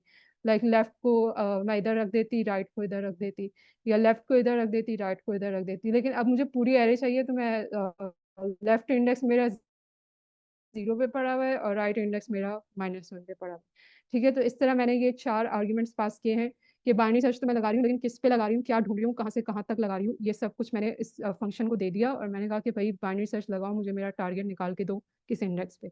ठीक है, तो अब बाइनरी सर्च देख लेते हैं। ये एग्जैक्ट वही कोड है जो मैंने आपको कल लिख के दिखाया था, इसमें कुछ भी चेंज नहीं किया हुआ। मैंने जो है लेफ्ट और राइट मुझे कहाँ से मिलेंगे, जो मैंने आर्ग्यूमेंट्स अभी पास की थी वही लिखे हुए, किस पे लगाना है, क्या ढूंढना है, कहाँ से कहाँ तक करना है। ठीक है, तो ये वही लेफ्ट और राइट मैंने इधर जो वैल्यूज पास किए हैं, ये उसको जो है वो उस पर वाइल लूप चलाकर उनका मिड कैलकुलेट कर रहा है और फिर देख रहा है क्या मिड टारगेट के इक्वल है। अगर मिड पे ही हमें टारगेट मिल जाता है तो बहुत अच्छी बात है, हम उसी वक्त मिड रिटर्न कर देंगे, इस इंडेक्स पे आपका टारगेट है। अगर मिड टारगेट से छोड़, तो रिमेंबर कल यही चीज हमने डिस्कस की थी कि अगर मिड छोटा है और जो हम ढूंढ रहे हैं वो बड़ा है, तो बड़ी वैल्यूज हमें कहाँ मिलेंगी, राइट साइड पे। तो हमने जाना है राइट पर।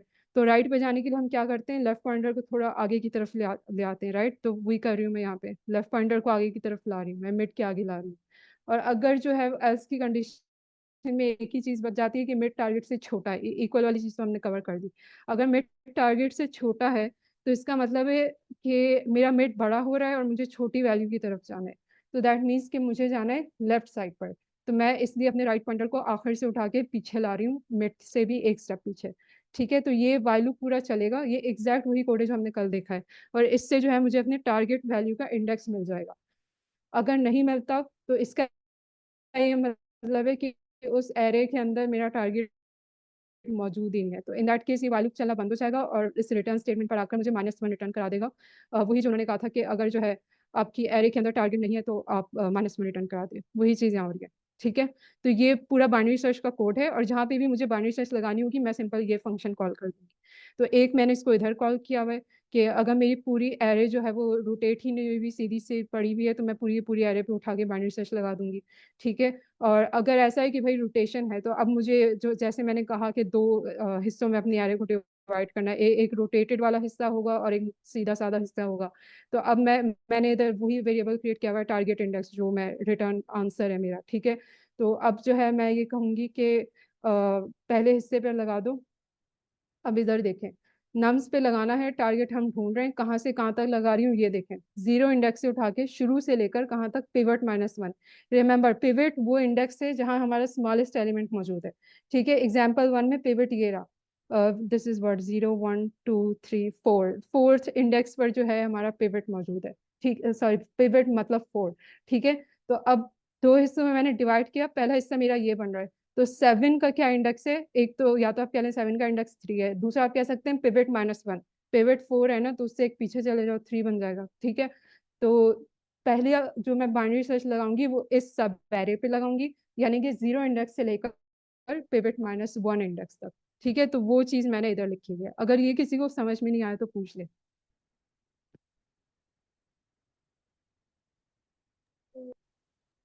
मैम लाइक जो मिड हुआ है आपने उस पे लगाया है। जी, पिवट मैंने फाइंड कर दिया, पिवट तो मुझे इधर से मिल गया, ठीक है। तो मैंने आपसे कहा था कि जैसे ही मुझे पिवट मिलेगा मैं अपनी एरे को दो हिस्सों में डिवाइड कर दूंगी, एक नॉर्मल वाला और एक रोटेटेड सारा पार्ट, ठीक है। तो मैंने यहाँ पे वही किया हुआ है। तो पहला ये मेरा रोटेटेड वाला पार्ट है, तो इसके ऊपर यहाँ पे मैं बाइनरी सर्च लगा रही हूँ। तो मैं उसको कैसे बताऊँ कि रोटेटेड वाले पार्ट तक लगाओ शुरू से लेकर। तो शुरू का सबसे पहला इंडेक्स तो 0 होता है ना, वो तो मैंने इधर दे दिया कि लेफ्ट मेरा 0 हो गया, ठीक है। राइट मैंने कैसे निकाला, मैंने उसको कहा कि जो पिवट आपको मिला है ना उससे एक स्टेप पीछे चले जाओ, पिवट -1 कर लो। तो इसका मतलब है कि आप जो है वो आपकी 0 से लेके पिवट -1 तक पूरी रोटेशन वाली जो एरे है वो कंप्लीट हो जाएगी, इसके ऊपर उठा के बाइनरी सर्च लगा दो। ये किया हुआ मैंने इधर, 0 से लेके ओके। पिवट -1, ठीक ओके। है। अब ये एक मेरा एक ये हिस्सा बन गया, 0 से लेके पिवट -1, इसके ऊपर मैंने कहा कि भाई बाइनरी सर्च लगा दो और टारगेट इंडेक्स ढूंढ लो, मिल रहा है तो ठीक है, वो एग्जैक्ट यही कोड चलेगा, यही फंक्शन मैंने इधर कॉल किया हुआ है, ठीक है, बाइनरी सर्च वाला। ये देखें, यही एग्जैक्ट सेम फंक्शन कॉल किया हुआ है, मैंने उसको कहा इसमें टारगेट इंडेक्स ढूंढ लो, अगर मिल गया तो वो रिटर्न करवा देगा इधर से, वाइल लूप चलता है बार बार, वो कहीं ना कहीं तो रिटर्न करवा देगा, नहीं मिला तो -1 रिटर्न करा देगा। तो इधर मेरे पास दो ऑप्शन आ रहे हैं ना, कि या तो इधर से मुझे कुछ इंडेक्स मिल जाएगा या मुझे -1 मिलेगा। तो अगर मेरा टारगेट इंडेक्स जो मैं यहाँ कैलकुलेट कर रही हूँ, अगर वो -1 नहीं, कुछ और कोई भी नंबर हो, 0 हो, 2 हो, 14 हो, 1600 हो, कुछ भी हो, अगर वो -1 नहीं है तो इसका मतलब है मुझे टारगेट इंडेक्स मिल गया। -1 सिर्फ एक सूरत में मिलेगा, -1 सिर्फ मैं तब रिटर्न करा रही हूँ अगर मुझे कुछ भी, ठीक है। इसके अलावा कुछ भी मिलेगा ना तो वो इधर इधर रिटर्न हो जाएगा, चाहे वो कोई भी नंबर हो, बस वो -1 ना हो तो वो इधर रिटर्न हो जाएगा। -1 सिर्फ उस केस में रिटर्न होगा अगर मुझे सिरे से टारगेट मिलेगा ही अपनी एरे, ठीक है। तो अगर मुझे -1 के अलावा कुछ भी मिल जाता है तो मुझे पता चल जाएगा कि मुझे अपना टारगेट मिल गया है, ठीक है। तो सिंपल मैंने इसीलिए ये सिंपल सी कंडीशन लगाई हुई है कि अगर टारगेट इंडेक्स जो मिल रहा है आपको, बाइनरी सर्च आपने जो लगाया अभी 0 से लेके पिवट इंडेक्स तक, अगर वो -1 नहीं है तो बस उसको रिटर्न करवा दो, अगर वो -1 नहीं है तो इसका मतलब है वो आपका टारगेट है, उसको वहीं पे रिटर्न करवा दिया मैंने, ठीक है, यहाँ पर।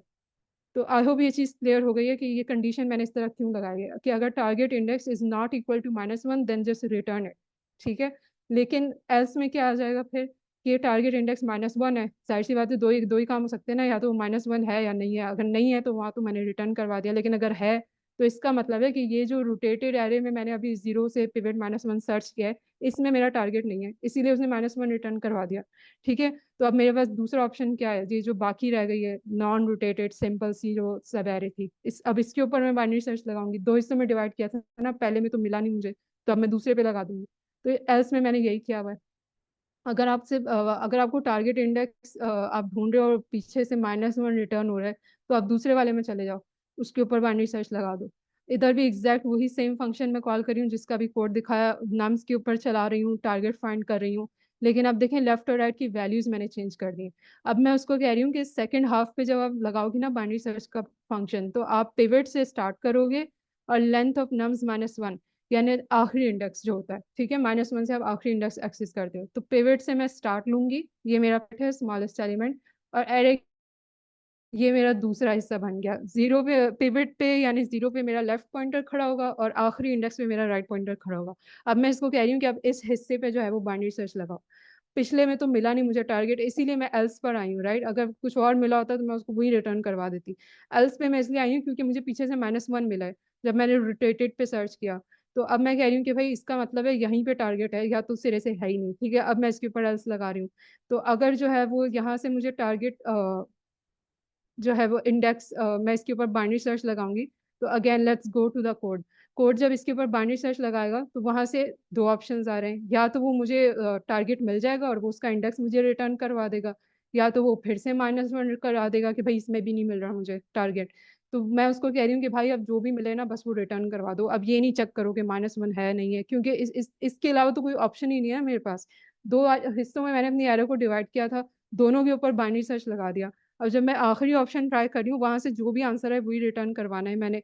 अगर इसके अंदर भी नहीं है तो वो मुझे -1 जो रिटर्न करा रहा है यहाँ पर, यही सिंपली मैं आंसर दे दूंगी लीड कोड, क्योंकि भाई आपको हमें मुझे दोनों हिस्सों में नहीं मिला टारगेट, तो वो मैंने रिटर्न करा दिया। अगर -1 के अलावा कुछ और रिटर्न करवा रहा है तो इसका मतलब ये मिल गया, वो भी मैंने इधर रिटर्न करवा दिया।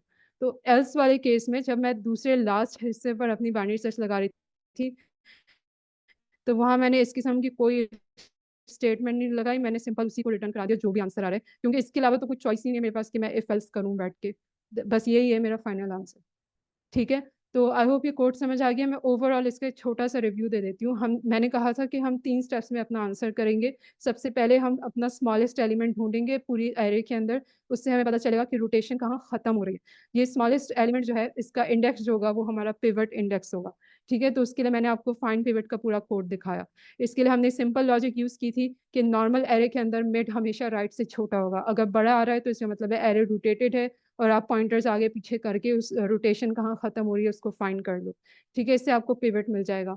जब आपको पिवट मिल जाए तो अब आपके पास दो ऑप्शंस है, या तो आप सॉरी हाँ अब दो ऑप्शंस है। आप जो सबसे पहले रोटेशन के लिए सिंपल चेक लगाओ लो रोटेशन हुई भी है कि नहीं हुई भी। अगर पिवट आपका सबसे 0 इंडेक्स है तो इसका मतलब रोटेशन नहीं हुई भी, आप पूरी पूरी एरे के ऊपर बाइनरी सर्च लगा लो। अगर रोटेशन हुई भी है तो आप अपनी एरे को दो हिस्सों में डिवाइड कर लो, एक पिवट से पीछे वाला और बाकी सारा पिवट से आगे वाला, और इन दोनों हिस्सों के ऊपर बाइनरी सर्च लगा दो। जहां से भी टारगेट इंडेक्स आ रहा है वो रिटर्न करा दो, दोनों से नहीं मिल रहा तो -1 रिटर्न करा दो। ठीक है, तो this was the whole question. अगर कोई कंफ्यूजन है तो पूछ लें। मैम इसमें देखें जैसे एग्जांपल 1 में तो सिंपल हमें पता है कि रोटेट हुई है 0 to 1, 0 1 2 है और फिर 4 5 6 7 है। बट बाय चांस अगर हमारे पास आ जाता है पिवट स्टार्ट का जो लेफ्ट पॉइंटर हम जहाँ रखे स्टार्ट से तो वो 0 ही हो, बट आगे की वैल्यूज सारी सॉर्ट नहीं हो, कुछ बड़ी हो कुछ छोटी हो, तो उसमें हम क्या करेंगे फिर? Okay, wonderful question. इसको हम डिटेल में वैसे डिस्कस कर सकते हैं, लेकिन इस क्वेश्चन पर ये चीज़ अप्लाई नहीं हो रही, बिकॉज अगर आप क्वेश्चन स्टेटमेंट देखें तो उधर उन्होंने आपको दो तीन चीज़ें जो है वो गारंटी से बताई हुई है। यस एक मैम। उन्होंने कहा हुआ है कि ये ऑर्डर में होगी, असेंडिंग ऑर्डर में होगी। ठीक है, तो असेंडिंग ऑर्डर का मतलब है कि अगर ये इसको रोटेट भी कर देते हैं तो उसका ये नहीं होगा कि बाकी सबके रैंडम इधर उधर हो गए नंबर्स, वो ऑर्डर में ही रहेगा। ठीक है, ऐसा नहीं है कि जब वो 4 5 6 7 को पीछे लेके गए तो उन्होंने उसको 6 5 4 7 बना दिया, लाइक वो अपने ऑर्डर में मैम ही पीछे गए। ये सही है, इस सवाल में ये अप्लाई नहीं हो रहा, बट अगर हमें टाइम कॉम्प्लेक्सिटी ये मिली हो 0 log n और हमारी एग्जांपल चेंज हो जिस तरह मैंने बताई, तो उस तरीके से सॉल्व हो सकता है? उसमें फिर कौन सी उसमें अप्रोच फिर होगी? There is a way. I remember मैंने एक लीड कोड क्वेश्चन किया था जिसमें हमने जो है वो हमने सॉर्ट कर दी थी अपनी एरे को, और लाइक वो अनसॉर्टेड थी, रैंडमली सॉर्ट हुई हुई थी, और हमने उसको सॉर्ट कर दिया था। लेकिन सॉर्ट करने से पहले जो है ना, हमने वो जो रैंडम ऑर्डर था ना उसको, उसकी जो कि कौन सा एलिमेंट किस इंडेक्स पे मौजूद है उसको एक हैश मैप में स्टोर कर लिया था। जैसे फॉर एग्जांपल लेट्स से कि ये अनसॉर्टेड रैंडम सी एरे बनी हुई है, तो वो सबसे पहले एक मैंने मैप बना लिया जिसमें मैंने रख दिया कि भाई 4 जो है वो 0 इंडेक्स पे पड़ा हुआ है, 5 1 इंडेक्स पे है, 2 लास्ट इंडेक्स पे। ये मैंने मैप के अंदर स्टोर कर लिया। उसके बाद मैंने जो मर्जी उसके साथ सॉर्टिंग करनी थी सब कर ली, बाइनरी सर्च लगा लिया, अपना आंसर फाइंड कर लिया। अब क्योंकि मैंने रिटर्न जो है वो ओरिजिनल वाले इंडेक्सेस करने थे जो जैसे इनपुट में दिए हुए थे, तो वो तो गुम हो गए सारे क्योंकि मैंने सॉर्ट कर दी। तो उसको क्योंकि मैंने मैप में सेव कर लिया था तो वहां से देख के मैंने सिंपल रिटर्न करा दिया कि अगर मेरा आंसर जैसे 4 था तो 4 सॉर्ट करने के बाद तो यहाँ पर आ जाएगा। लेकिन मैंने जो है वो उसको मैप से देख लिया कि अच्छा ओरिजिनल वाले में 4 जो था वो 0 इंडेक्स पे पड़ा था, तो मैंने 0 रिटर्न कराया। तो there are a few ways to get around this. अगर आपके ऊपर लाजमी है कि आपने जो है वो लॉग एन के अंदर जाना है तो आप एक्स्ट्रा स्पेस यूज करें, क्योंकि जब आप हैश मैप बना रहे हैं तो ऑब्वियसली वो स्पेस लेते हैं ना। तो ये आपको ना ट्रेड ऑफ जहन में रखना होता है कि टाइम बचाने के लिए आपको थोड़ी सी स्पेस सेक्रीफाइस करनी पड़ती है। अगर आप स्पेस बचाना चाह रहे हैं तो हो सकता है आपको टाइम ज्यादा लगे। Okay ma'am, thank you. Okay, किसी और का कोई क्वेश्चन है तो पूछ लें।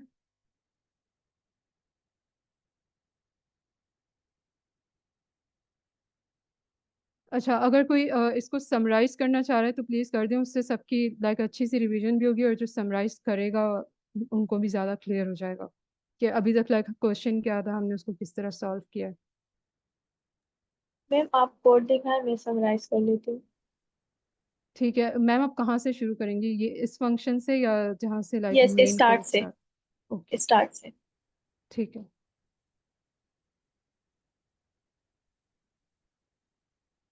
फर्स्ट हमने इसमें सिंपल किया कि हमें पहले चेक करना है कि इसमें रोटेशन है या नहीं है। तो रोटेशन के लिए सिंपल हमने एक इफ की कंडीशन लगाई। डेफिनेशन के बाद क्लास हमें दी गई है, उसमें हमने इफ की कंडीशन लगा के नम्स 0 से चेक किया और जो 0 इंडेक्स होता है सबसे छोटा, और फिर हमने less than equal nums right का -1 पे चेक किया। अगर ये लेफ्ट छोटा है तो हमारी जो एरे है वो रोटेटेड नहीं है, और अगर इसमें हमारे पास कंडीशन ट्रू लाइक नहीं होती है, अगर छोटा है तो वो रोटेटेड नहीं है, और अगर बड़ी है तो वो रोटेटेड है।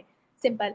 अगर लेस देन इक्वल है तो हम रिटर्न 0 कर देंगे, और एल्स फिर हम जाएंगे नीचे। फिर हमने 2 पॉइंटर सेट किए, एक लेफ्ट पे हमने एक पॉइंटर सेट किया और एक राइट पे हमने पॉइंटर सेट किया। लेंथ लेफ्ट इक्वल 0 और राइट पे हमने पॉइंटर सेट किया राइट इक्वल लेंथ नम्स -1। फिर हमने एक लूप लगाया जिसमें हम चेक करें लेफ्ट लेस देन राइट है, अगर छोटा है तो फिर हमने मिड फाइंड करना है। बाइनरी सर्च में सिंपल हम मिड फाइंड करते हैं। इसका बाइनरी सर्च का मेन चीज ही यही है कि हम मिड फाइंड करते हैं, इसको मिड फाइंड करके उससे सॉल्व करते हैं। मिड इज इक्वल हमने लेफ्ट प्लस राइट किया और उसको फ्लोर डिवीजन करके 2 से डिवीजन कर दिया।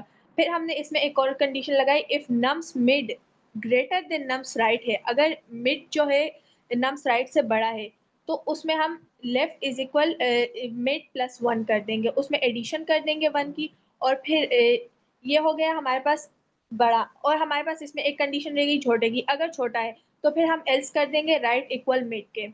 फिर अगर ये हमारे पास कंडीशन हो जाएगी तो उसमें हम रिटर्न लेफ्ट कर देंगे। सही। इसके बाद हमने जैसे मैम ने कहा कि इसके बाद हमने नीचे वाला स्टेप करेंगे पिवट का। ऊप्स का कॉन्सेप्ट है यहाँ पे, हमने पिवट का देखा। Pivot equal self dot find pivot करना है। हमने पिवट सबसे छोटा नंबर है जैसे हमें पता है, तो हमने फाइंड पिवट करना है नम्स में से, जो हमारे पास एरे नम्स की है उसमें से छोटा जो पिवट है वो फाइंड करते हैं।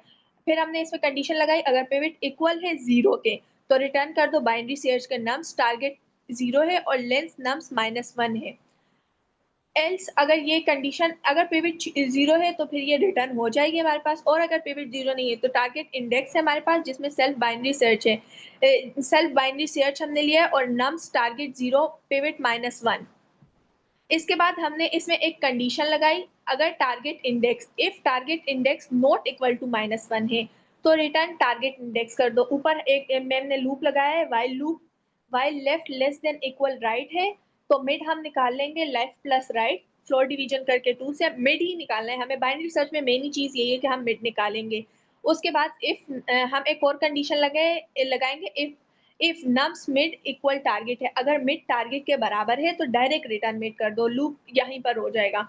बट अगर पहली कंडीशन हमारी, जैसे हमें पता है कंडीशनल स्टेटमेंट सीरीज में चलती है, तो अगर पहली कंडीशन नहीं है इक्वल तो फिर हम चेक करेंगे कि elif nums mid less than target है, अगर छोटा है तो उसमें लेफ्ट इज इक्वल मिड +1 कर दो, एडिशन कर दो।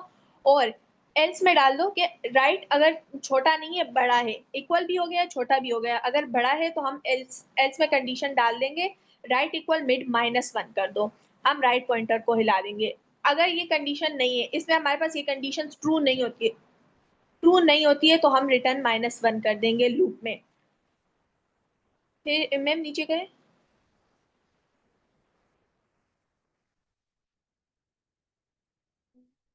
यस। फिर हमने जैसे यहाँ पे देखा था, अगर टारगेट इंडेक्स नॉट इक्वल -1 है तो टारगेट इंडेक्स कर दो। इस लूप की वजह से हमें जो टारगेट इंडेक्स है नॉट, अगर -1 नहीं है तो उसमें से कर दो रिटर्न हमारा इंडेक्स। और अगर ये कंडीशन हमारे पास ट्रू नहीं होती है, इफ की कंडीशन नॉट इक्वल वाली, तो हम एल्स का लूप चलेगा। एल्स में हम एल्स की कंडीशन चलेगी जिसमें target index equal self dot binary search के नम्स टारगेट पिवट और लेंथ नम्स -1 से। तो रिटर्न कर देंगे हम इसमें टारगेट इंडेक्स। सिंपल। मैम इसमें कोई चीज जो मैंने मिस कर दी हो? नहीं, आपने बिल्कुल सही समझाया। Just I want to make sure कि आप सब लोगों को ये चीज़ समझ आ गई कि मैं ये जो दो हिस्सों में डिवाइड कर रही हूँ वो किस तरह कर रही हूँ। तो ये वाली जो लेफ्ट एंड राइट मैंने आर्ग्यूमेंट्स दिए मैं ये मैं पूरी एरे के ऊपर बाइनरी सर्च कर रही हूँ क्योंकि मुझे पता है कि एरे में कोई रोटेशन ही नहीं है। मेरा सबसे स्मॉलेस्ट एलिमेंट 0 इंडेक्स पे खड़ा हुआ है। ठीक है, तो मैं पूरी एरे के ऊपर बाइनरी सर्च लगा रही हूँ। इसलिए मैंने लेफ्ट पॉइंटर को सबसे पहले यानी 0 इंडेक्स पे रखा है और राइट पॉइंटर को सबसे लास्ट इंडेक्स में रखा है बिकॉज मुझे पूरी एरे के ऊपर चाहिए। बट अगर मैंने दो हिस्सों में डिवाइड किया तो फिर मैं यही लेफ्ट एंड राइट पॉइंटर्स उसी हिसाब से अपडेट कर रही हूँ। एक मैं पिवट -1 यानी जो लास्ट रोटेटेड एलिमेंट है उस पर रख रही हूँ राइट पॉइंटर, और लेफ्ट पॉइंटर ऑब्वियसली 0 पे ही जाएगा बिकॉज वहां से रोटेशन स्टार्ट हो रही है। ठीक है, और अगर मैं नॉर्मल जो नॉन रोटेटेड अपनी जो जगह पे खड़े हुए थे उनके ऊपर लगाना चाह रही हूँ तो मैं एक जो है वो पिवट के ऊपर रख दूंगी लेफ्ट पॉइंटर, और राइट पॉइंटर एरे के एंड पे रखूंगी बिकॉज वहां तक वो नॉर्मल एरे मेरी जा रही है। तो इस तरीके से आप लोग पॉइंटर्स अपडेट करके जो है अपनी ये डिफाइन कर सकते हैं कि बाइनरी सर्च कहाँ से कहाँ तक लगेगा। जरूरी नहीं है कि हमेशा आप पूरी की पूरी एरे पर ही बाइनरी सर्च लगाएं। ठीक है, आपके पॉइंटर्स कंट्रोल कर रहे होते हैं कि बाइनरी सर्च किस हिस्से पे लग रहा है। तो मैंने अपनी एरे को दो हिस्सों में डिवाइड किया था तो वो इसी तरीके से किया था कि मैंने पॉइंटर्स को बताया कि भाई आपने यहाँ यहाँ खड़े होना है, तो इस तरह से जो बाकी हिस्सा था वो इग्नोर हो गया, उस पर बाइनरी सर्च लगा ही नहीं।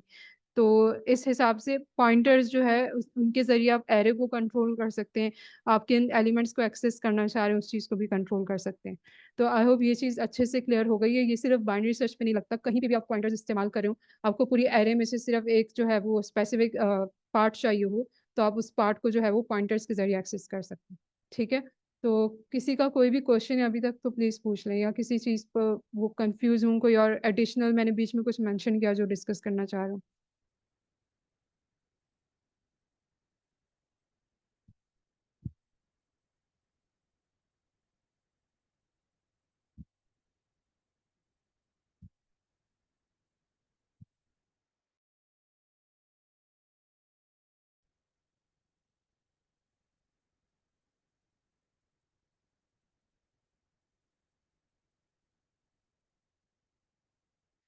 ओके, फिर हम लोग सर हमजा का वेट कर लेते हैं। आई थिंक वो कुछ मिनट में आ जाएंगे।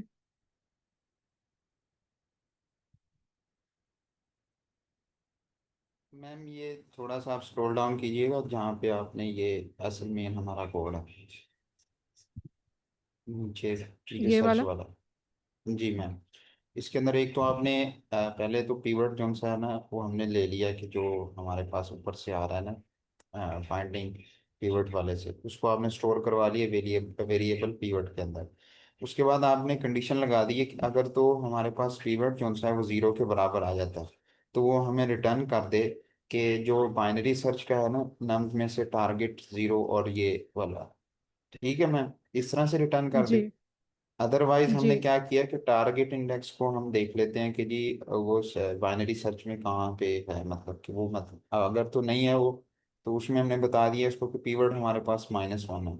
इसका ये क्या सिनेरियो है, मतलब कि वो वैल्यू एग्जिस्ट ही नहीं करती है हमारे पास एरे में, इसी तरह से होगा जी ना सर। यहाँ पे? जी, अगर आप बाइनरी सर्च का कोड देखें ना, क्योंकि यहाँ पे मैं बाइनरी सर्च ही लगाकर टारगेट इंडेक्स निकाल रही हूँ ना, तो अगर आप उसका कोड देखें तो -1 सिर्फ एक कंडीशन में रिटर्न हो रहा है कि हमने पूरी एरे के ऊपर बाइनरी सर्च लगाते जा रहे हैं बार बार वाइल लूप के जरिए, और कहीं पर भी हमें आंसर नहीं मिल रहा। कहीं पर भी आंसर मिलेगा ना वो फौरन यहाँ से रिटर्न हो जाएगा। लेकिन अगर ये पूरा वाइल लूप चल के खत्म हो जाता है, सारे पॉइंटर्स अपना अपना काम करके जो है वो इधर उधर हो जाते हैं और कहीं से भी आंसर नहीं आ रहा, तो फिर मैंने इस कोड को कहा है कि भाई एंड में आके आपको अगर आंसर नहीं मिल रहा तो आप -1 रिटर्न करा दो, जैसे क्वेश्चन में लिखा हुआ है कि -1 अगर आपको जी नहीं मिलता। ठीक है, तो अगर मुझे -1 के अलावा कुछ भी मिल जाता है तो इसका मतलब है वो टारगेट इंडेक्स ही है, यानी टारगेट मुझे मिल गया है। अगर -1 आ रहा है तो इसका मतलब है टारगेट नहीं मिला। तो यहाँ पे मैंने यही काम किया हुआ है कि अगर टारगेट इंडेक्स आपने जो अभी अभी निकाला है यहाँ से अगर वो -1 नहीं है तो इसका मतलब है आपके टारगेट का इंडेक्स है, आपको टारगेट मिल चुका, आप उस इंडेक्स को रिटर्न करवा दो एज एन आंसर। लेकिन अगर आपको -1 मिल जाता है तो दैट मीन्स कि आपने ये जो पहले रोटेटेड हिस्से पे अभी अभी बाइनरी सर्च लगाया है इसके अंदर आपका आंसर नहीं मौजूद। तो अब आप बाकी हिस्से पे लगा लो। तो ये बाकी हिस्सा मैंने एल्स वाले में लगाया है। सेम वही नाम रखा हुआ है मैंने उसका, बस उसको कहा कि दूसरे हिस्से पे लगा लो बाइनरी सर्च। जी मैम ठीक है। मैम यहाँ मैम जब तक अगर, जी सर आप क्वेश्चन करें। मैम यहाँ एल्स की जरूरत है, रिटर्न तो वैसे ही लगा हुआ है। यहाँ पर या यहाँ पर? एल्स, आपका जो एल्स पार्ट है, ये ये एल्स की जरूरत है यहाँ पे। अच्छा सर, बेसिकली मैं यहाँ पे अगर हम सिर्फ इस इफ और एल्स को देखें ना, तो यहाँ पे मैं सिर्फ ये कर रही हूँ, ये वाला काम कर रही हूँ। मैंने आपसे जो कहा था ना कि मैं एरे को दो हिस्सों में डिवाइड कर दूंगी, एक रोटेटेड होगा एक नॉन रोटेटेड होगा, और दोनों के ऊपर बाइनरी सर्च लगा दूंगी। इस इफ और एल्स में यही हो रहा है। पहले जो है वो मैंने यहाँ पर लगाया रोटेटेड वाले हिस्से पे, और अगर अब मैं सिर्फ यही चेक कर रही हूँ कि भाई अगर मुझे इसी से आंसर मिल जाता है तो मुझे दूसरे पे लगाने की क्या जरूरत है, वहीं से मैं आंसर रिटर्न करवा दूंगी। राइट? जी क्योंकि अगर इसी के अंदर आंसर मेरा मौजूद है तो मैं दूसरे पे क्यों लगाऊं बाइनरी सर्च। तो बस यही इफ में मैं चेक कर रही हूँ कि अगर आपको इसी से आंसर मिल गया तो उसको वहीं रिटर्न करा दो, अगर नहीं मिला तो चलो फिर आप दूसरे वाले पे भी लगा लो। तो जी ये मैम। चीज इफ और एल्स से बहुत अच्छे से लाइक कोड हो जाता जी मैम, इफ तो सही है, अगर एल्स खत्म कर दें फिर भी चलेगा लॉजिकली। है। या एल्स अगर आप हाँ एल्स हटा दें और ये यही कोड वैसे ही लिख दें तो फिर भी चल रहा हो। जी मैम। लेकिन फिर उसमें ये है कि या उसमें यह है कि अगर मैं इफ एल्स को हटा दूं तो वो इधर अगर आए और मुझे अगर मुझे -1 मिल जाए यहाँ से, तो फिर वो इसको छोड़ के ओके, या वो ये यहीं पर आ जाएगा फिर इस कोड पर, तो ये वैसे ही चल जाएगा। या यू राइट।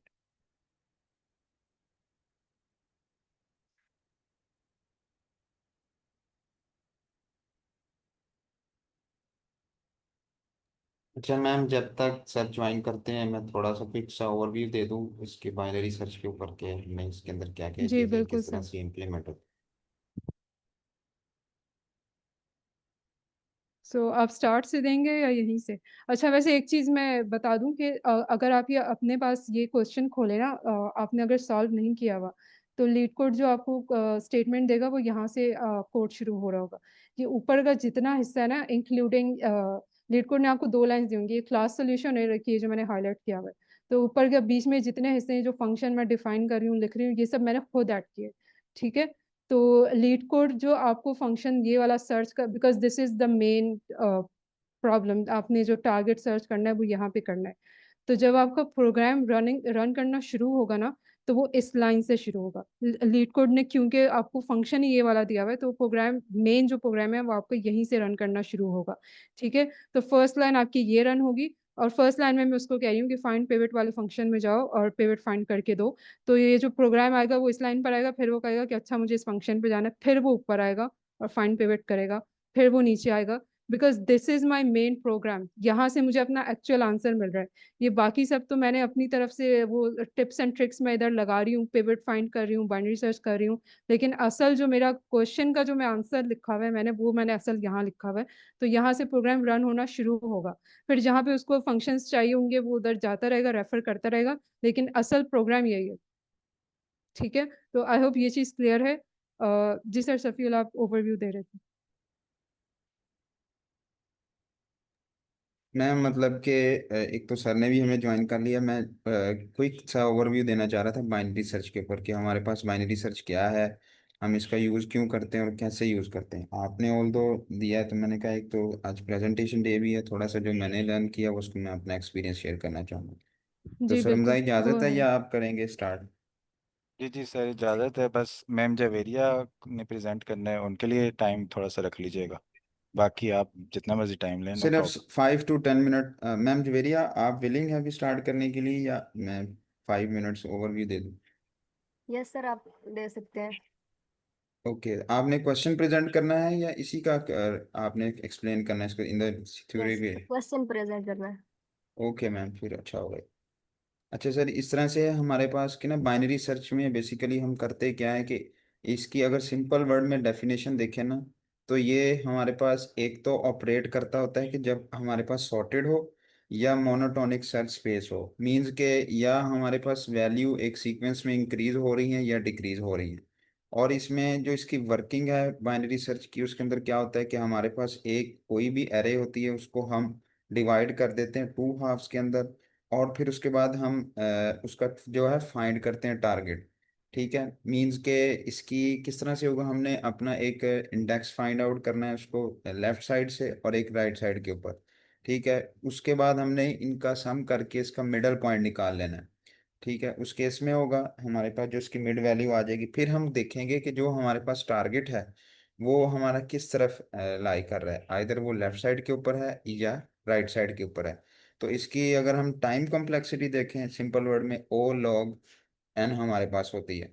ठीक है, और इस कंडीशंस हम किस तरह से अप्लाई करते हैं बाइनरी सर्च को, कि हमारे पास एक तो डाटा स्ट्रक्चर जो सा है वो डाटा मस्ट बी सॉर्टेड हो, और इसमें जो एलिमेंट हैं वो हम कांस्टेंट टाइम के अंदर असेस करते हैं।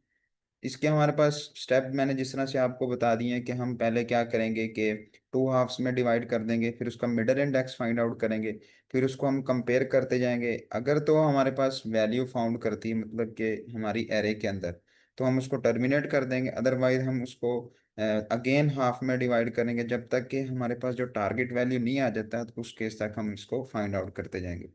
तो इसी तरह से अगर इसकी एप्लीकेशन देखें ना, कि ये कहाँ कहाँ पे हम इसका यूज़ कर सकते हैं, तो इसमें हमारे पास जो आती है एक तो सर्चिंग इन सॉर्टेड अरे है, और finding first and last occurrences और closest match in the sorted array, और डेटाबेस इंडेक्सेस के अंदर भी हम इसका यूज़ कर सकते हैं, और डीबगिंग वर्जन कंट्रोल, यानी कि कोई भी टूल किट, जिस तरह से हमारे पास किट बाइसेट्स है जो कि बाइनरी सर्च को यूज़ करता है, आइसोलेट है जो फॉल्टी कमिट्स है उसको टर्मिनेट करने के लिए। इसका हम बाइनरी सर्च का यूज़ करते हैं अपने नेटवर्क राउट है उसके अंदर आईपी को लुकअप करने के लिए, और फाइल सिस्टम और लाइब्रेरी के अंदर कि फास्ट सर्च हो हमारे पास। ऐसा नहीं है कि यूज़र आता है कि उसको एक बुक देखनी है तो वो पूरी लाइब्रेरी को सर्च आउट करता रहे कि मैं कहाँ पे इस चीज़ को फाइंड आउट करूँ अपनी बुक को।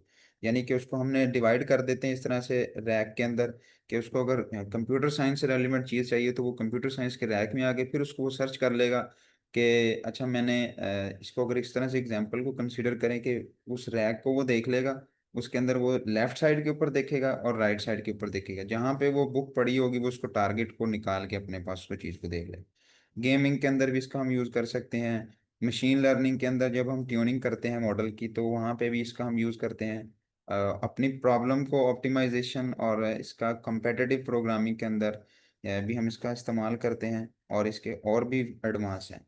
तो ओवरऑल अगर इसकी हम देखें ना, कि हमारे पास टाइम कॉम्प्लेक्सिटी जो इसकी सर्चिंग एल्गोरिथम की है, बेस्ट केस में इसकी हमारे पास ओ ऑफ वन होगी, एवरेज केस में इसकी हमारे पास होती है ओ लॉग एन।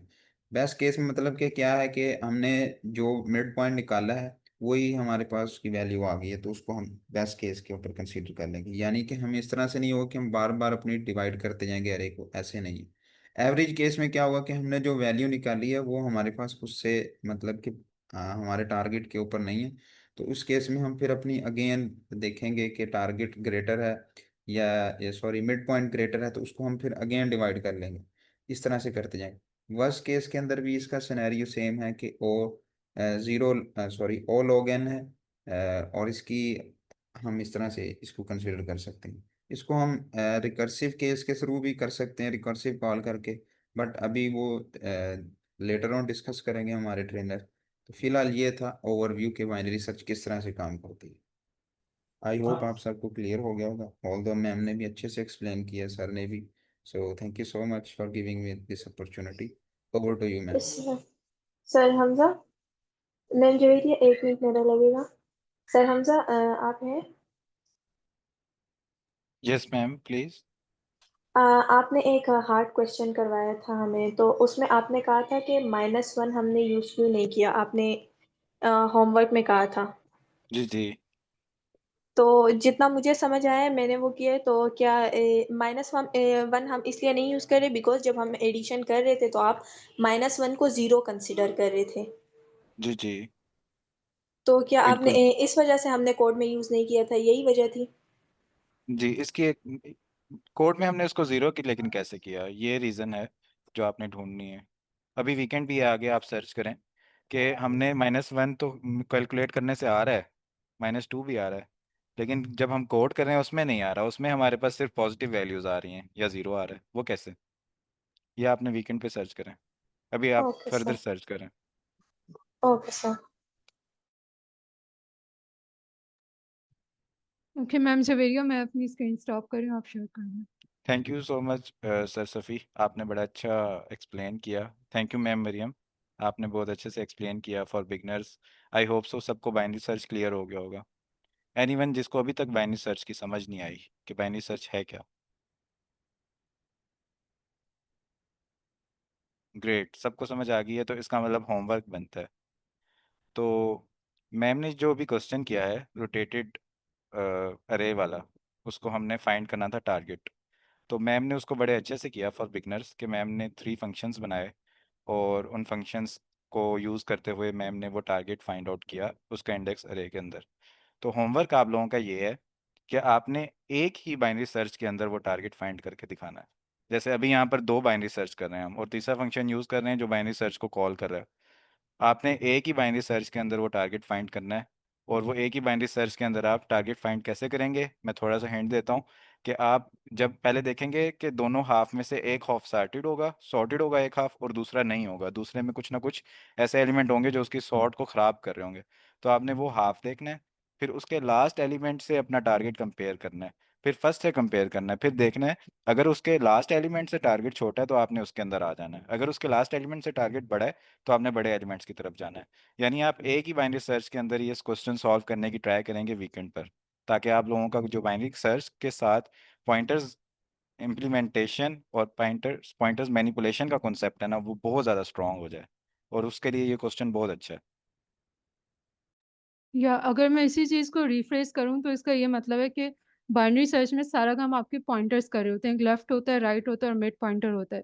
इन तीनों को एक दूसरे से कंपेयर करके आपको लिटरली हर चीज़ पता चल जाएगी अपनी एरिया के बारे में। जैसे मैं शुरू में ये पता लगा रही थी कि मुझे किस डायरेक्शन में जाना है, कितने जो है वो स्टेप्स जाना है, कब तक जाना है। तो ये हर चीज़ आपको पॉइंटर्स बता रहे होते हैं। सिर्फ आपको जो है वो 2 ऐसे पॉइंटर्स ढूँढने जिनको आपस में कंपेयर करने से आपको जो जो चीज़ आप पता लगाना चाह रहे हैं वो आपको पता लग जाए।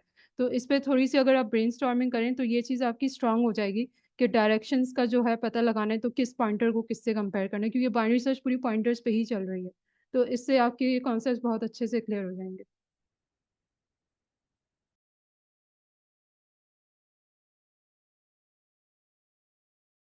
Thank you ma'am. Ma'am Javeria आप स्टार्ट कर लें काइंडली, फिर हम वो दिस पॉइंटर सेल्फ पॉइंटर को डिस्कस कर लेते हैं। Okay sir.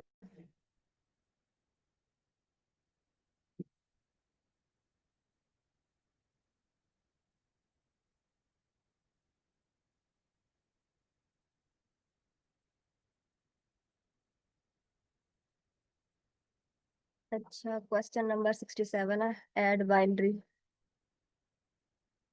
Given two binary strings A and B, return their sum as a binary string. अच्छा, इनपुट है, इनपुट में हमारे पास 11 है और बी में हमारे पास 1 है और आउटपुट हमारे पास 100 है।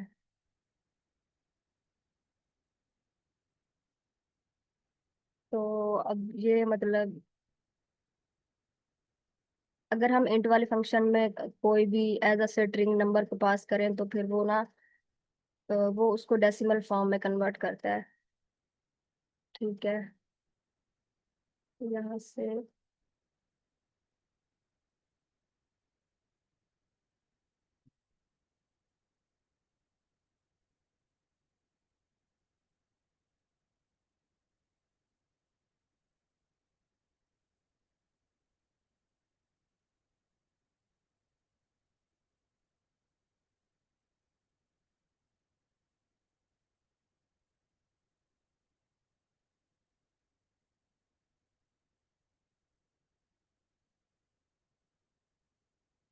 अगर हम इंट में 11 को पास करते हैं तो ये हमारे पास 11 आएगा। अब उन्होंने कहा है कि आपके पास बाइनरी स्ट्रिंग हो। ठीक है, तो हमें कैसा पता चलेगा? जैसे कि आप जानते हैं कि नंबर सिस्टम में बाइनरी होता है, डेसिमल और हेक्सा डेसिमल, ऑक्टा। ठीक है, तो अब हमारी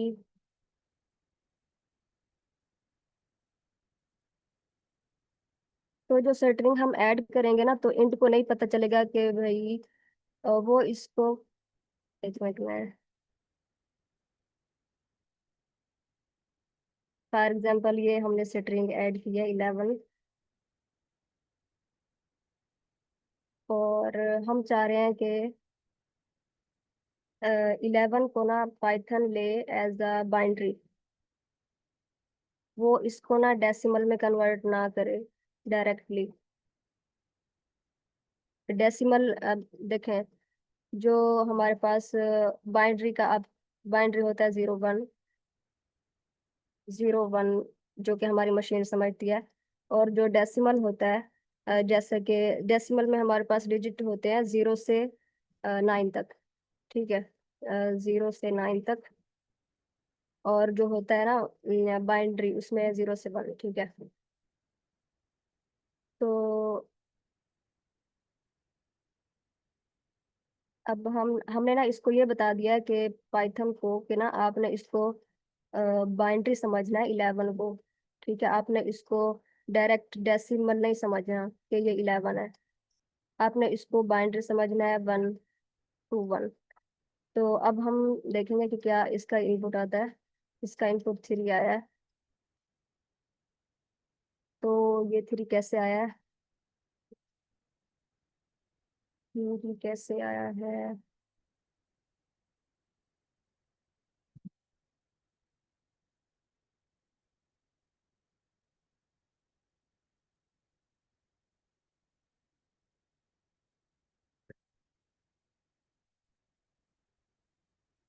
थ्री, अच्छा, अब जो ना ये 11 है, 11 हमारे पास है बेस 10 में, ठीक है, यानी कि बेस 10 में है। और इसको हम यहाँ पे,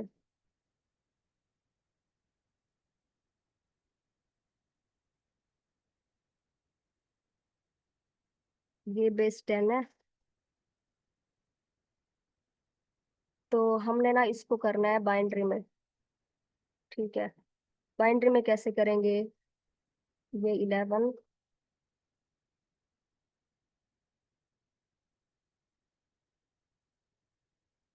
इसका हम एलसीएम लेंगे। तो अगर हमने किसी भी डेसिमल को बाइनरी में करना होता है ना, तो फिर हम उसको 2 पे डिवाइड करते रहते हैं, जब तक करते हैं जब तक क्वोशंट हमारे पास 0 ना आ जाए। तो हम ये करके देख लेते हैं।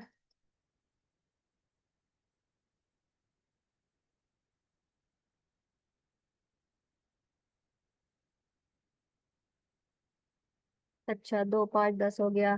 तो रिमाइंडर में ना हमारे पास आएगा 1, ठीक है।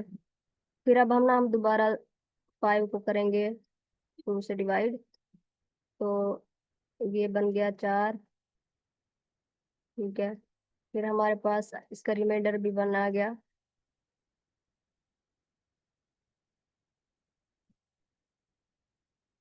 फिर हम करेंगे इसको 2 से दोबारा, 2, 1, अच्छा, 2, 1, 2 हो गया। और ये कंप्लीट हमारे पास हो गया है डिवाइड। तो यहाँ पे 0।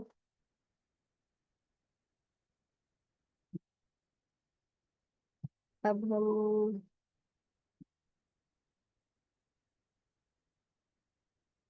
अच्छा, एक मिनट मुझे देखने दें कि इसका क्या आएगा।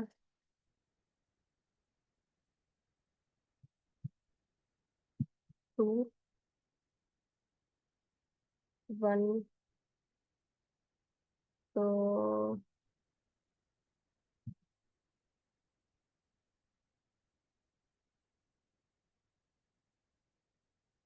क्योंकि हमारे पास ये हमारे पास डिवाइड एंड है, नहीं, ये हमारे पास डिवाइड एंड है और 2 डिवाइजर है ना। तो इसकी वैल्यू तो छोटी है ना 2 से। तो फिर हम 2, 1, 2 तो नहीं कर सकते, फिर हम 0 करेंगे। फिर हमारे पास क्या आएगा, 2 में से 1 गया, 1। फिर अब हम क्या लिखेंगे यहाँ पे। मैंने कहा ना, जब हम, ये हमारे पास ये क्वोशंट होता है, जीरो ये क्वोशंट है,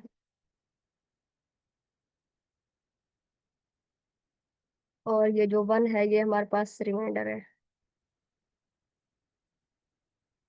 अच्छा, अब फिर हमारे पास रिमाइंडर यहाँ पे क्या आया, वन आया, वन वन रिमाइंडर आ गया।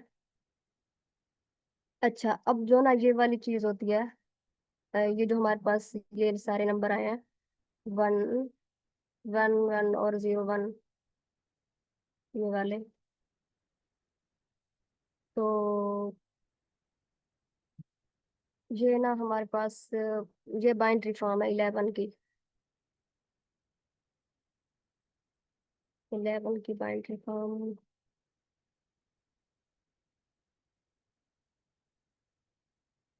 नहीं, अब मुझे लगता है कि एक मिनट है।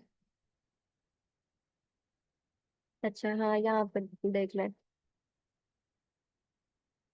हम्म,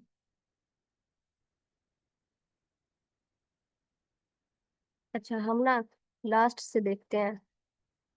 वन, तो हमारे पास बाइनरी फॉर्म है इसकी, वन जीरो और वन वन, ठीक है। ये ना हम नीचे से ऊपर की तरफ जाते हैं, वन जीरो वन वन। अच्छा, ये ना इसकी बाइनरी फॉर्म है। बाइनरी फॉर्म को हम इस तरह लिख देंगे यहाँ पे टू,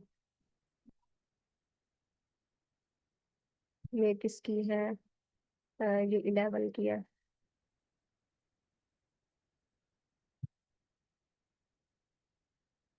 यहाँ पे हम बेस 10 लिख सकते हैं, वहां पे बेस टू, वो बाइनरी फॉर्म है।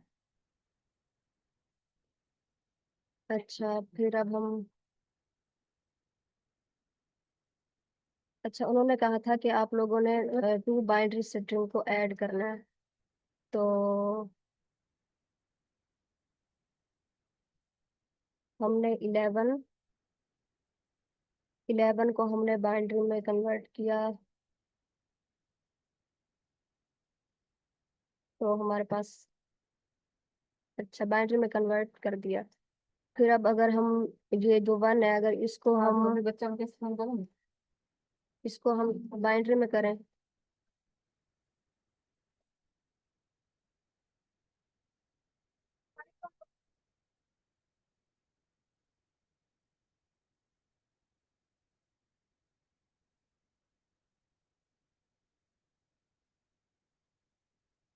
वन की बाइनरी क्या होगी,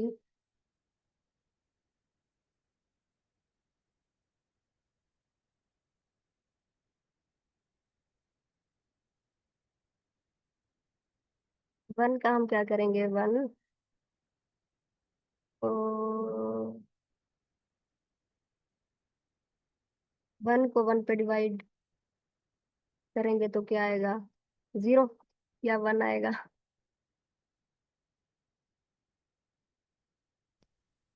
वन ही होगा। वन ही आएगा, वन वन ही आएगा। मैम बाइनरी में हम इस तरह नहीं करते कि टू से ऑलवेज करते हैं, वन तो नहीं हमारे पास होगा क्योंकि यस बाइनरी यस यस होती ही यस दो यस, है।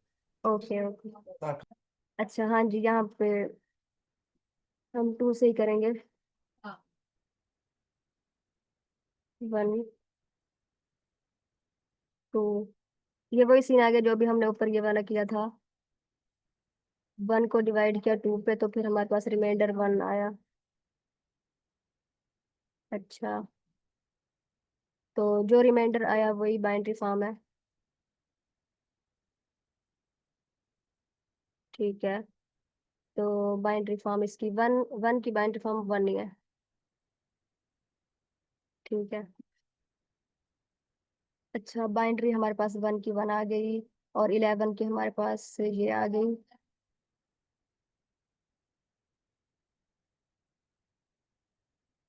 अच्छा, फिर अब हम, अगर हम इस बाइनरी फॉर्म को कन्वर्ट करें डेसिमल फॉर्म में तो फिर क्या आएगा, डेसिमल में, अब ये जो है ना, वन,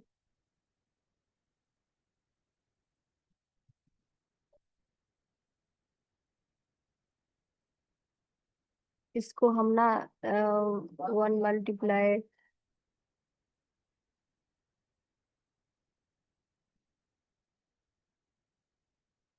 हम ना बाइनरी फॉर्म को ऐसे भी ना लिखते हैं।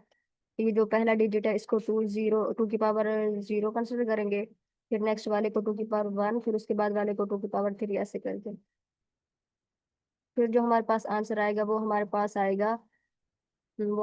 आएगा डेसिमल फॉर्म में।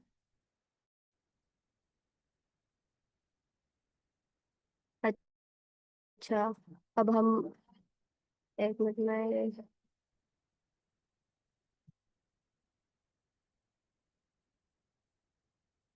अच्छा, प्लस यहाँ पे हम लिखेंगे 1 मल्टीप्लाई 2 की पावर 1,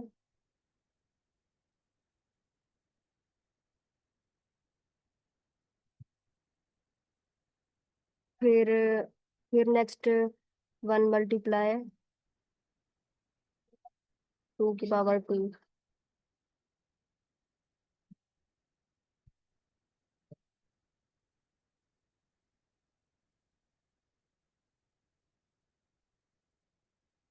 अच्छा, तो अब हमारे पास क्या बनेगा? 2 की पावर 0 1 ही होगा, है ना? फिर 1 मल्टीप्लाई 1 1, प्लस 1 मल्टीप्लाई 2 की पावर, ओ, यहाँ पे तो ना वो होना था 2, 2 की पावर 2,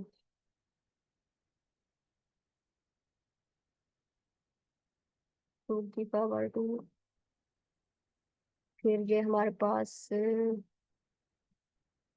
4 आया, फिर 2 की पावर 1 2, फिर प्लस 2 आ गया, 2 की पावर 0, 2 की पावर वन 0 क्या वन है? आ 1, जाएगा। ओके 1।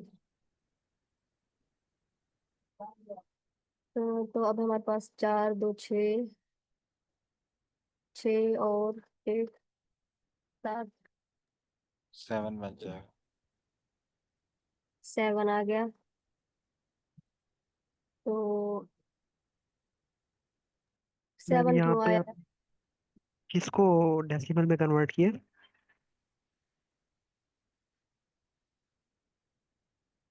हम डेसिमल तो पहले ही था 11, फिर यस मैम, हमने उसको आपने बाइनरी। ये भी 11। मैम आपने ना दो दो वन लेने थे, आपने 3 वन ले लिए। समझ नहीं आई सर। अच्छा अच्छा अच्छा, यहाँ पे एक नहीं रह नहीं गया। हाँ जी। नहीं नहीं, आपने 11 बाइनरी में है और आपने उसको डेसिमल में कन्वर्ट करना है, ऐसे ही मैम? जी, या 11 डेसिमल में बाइनरी नहीं में करना नहीं, 11 डेसिमल में है ना, तो फिर हमने उसको बाइनरी में किया, 1 0 1, ये किया। है? जी फिर जी। अभी आप इसको वापस 11 बनाना चाह रही हैं? जी, अच्छा, फिर ये जीरो, ये यहाँ पे जहाँ आखिरी वन लिखा था ना आपने, यहाँ जीरो कर दें। 1 × 2⁻², जो आखिर में आपने किया था, हाँ इसको जी, हाँ जी, 1 को जीरो बना दें, क्योंकि वहाँ जीरो है ना ऊपर। हाँ जी। और पीछे प्लस करें, एक और एक बार हमारे प्लस पास करें। ये बन रह गया है ना, जी जी, इसको आप ऐड कर ये दें। वाला वन। 1 × 2⁻3।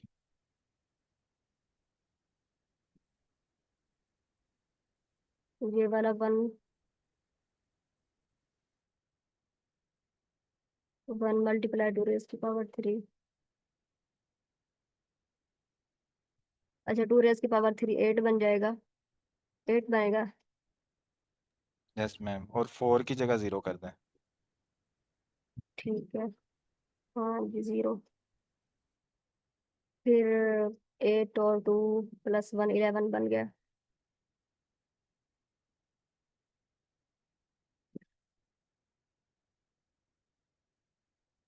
अच्छा, अब हम,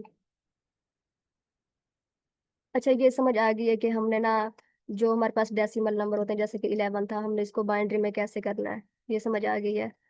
और फिर हमने बाइनरी को डेसिमल में कैसे करना है, वो भी समझ आ गई है। यस मैम, आपने बड़ा अच्छा एक्सप्लेन किया।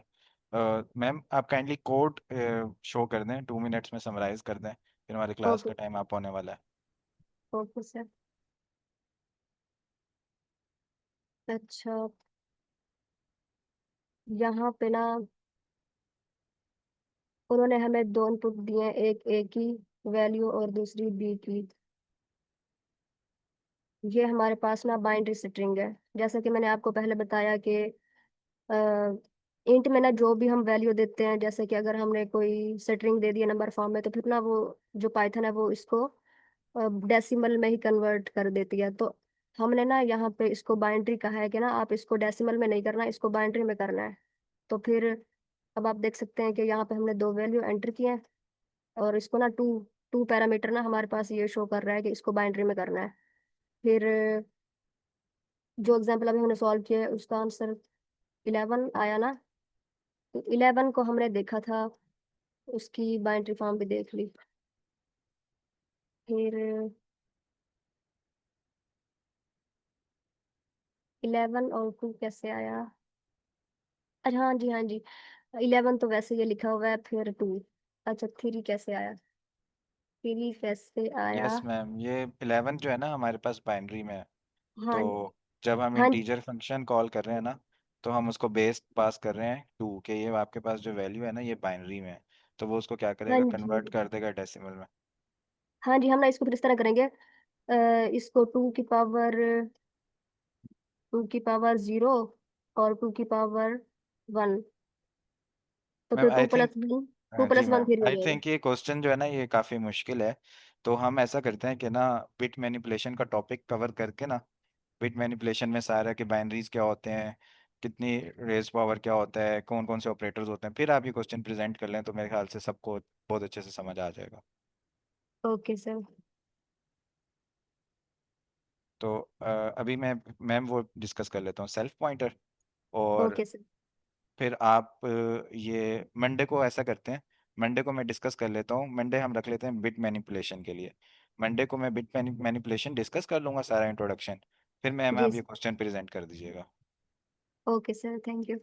Okay, thank you so much ma'am. Sir आप प्रेजेंट कर ले, मैं स्टॉप कर रही हूँ। Okay ma'am, thank you. इसमें ना मुझे भी काफी टाइम लगा था समझने में।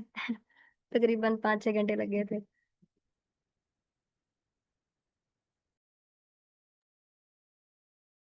यस मैम, आपने बड़ा अच्छा एक्सप्लेन किया है, बट अभी असल में बिट मैनिपुलेशन का टॉपिक कवर नहीं हुआ ना, तो इसलिए कन्फ्यूजन हो रही है। तो वो हम फिर कर लेंगे। यस सर, अरसलान आप कुछ कहना चाह रहे हैं? जी सर, बस मैं यही ऐड करना चाह रहा था, थोड़ा मुश्किल टॉपिक है सर। जी जी जी। एग्जैक्टली। तो हम इसको डिस्कस मंडे, बस एक दिन हम करेंगे बिट मैनिपुलेशन, बाकी आप लोग स्टडी कर लीजिएगा। और फिर हम उसके बाद कर लेंगे बाइनरी सर्च, आज हमने बस खत्म कर लिया, उसके बाद हम कर लेंगे स्टैक्स और क्यूज। अच्छा, अभी मैं आपको बताना चाह रहा था कि हमारे पास दिस का पॉइंटर, या दिस को छोड़ें, पाइथन सब लोग कर रहे हैं, सेल्फ का पॉइंटर किस लिए होता है। तो मेरा आप सब लोगों से एक क्वेश्चन है कि आप हैं और आपके एक दोस्त हैं, ठीक है, मतलब अगर गर्ल हैं तो उनकी एक गर्लफ्रेंड है, और बॉय हैं तो उनका एक फ्रेंड है जो बॉय है। और आप दोनों का कंपटीशन है पानी पीने का, और आपके सामने ना 10-12 पानी के गिलास पड़े हैं, ठीक है। तो कंपटीशन लगाया, दोनों ने पानी पीना शुरू किया। अब आपने जब तीसरा गिलास पिया ना, तो एकदम आपको ना उलझन हुई और आपको ना एकदम वॉमिट आना शुरू हो गई। तो आपने बोल दिया कि रोक दो, रोक दो, रोक दो। तो क्या आपके फ्रेंड को समझ आएगा कि उसने खुद पानी पीना रोकना है या आपको पानी पीने से रोकना है?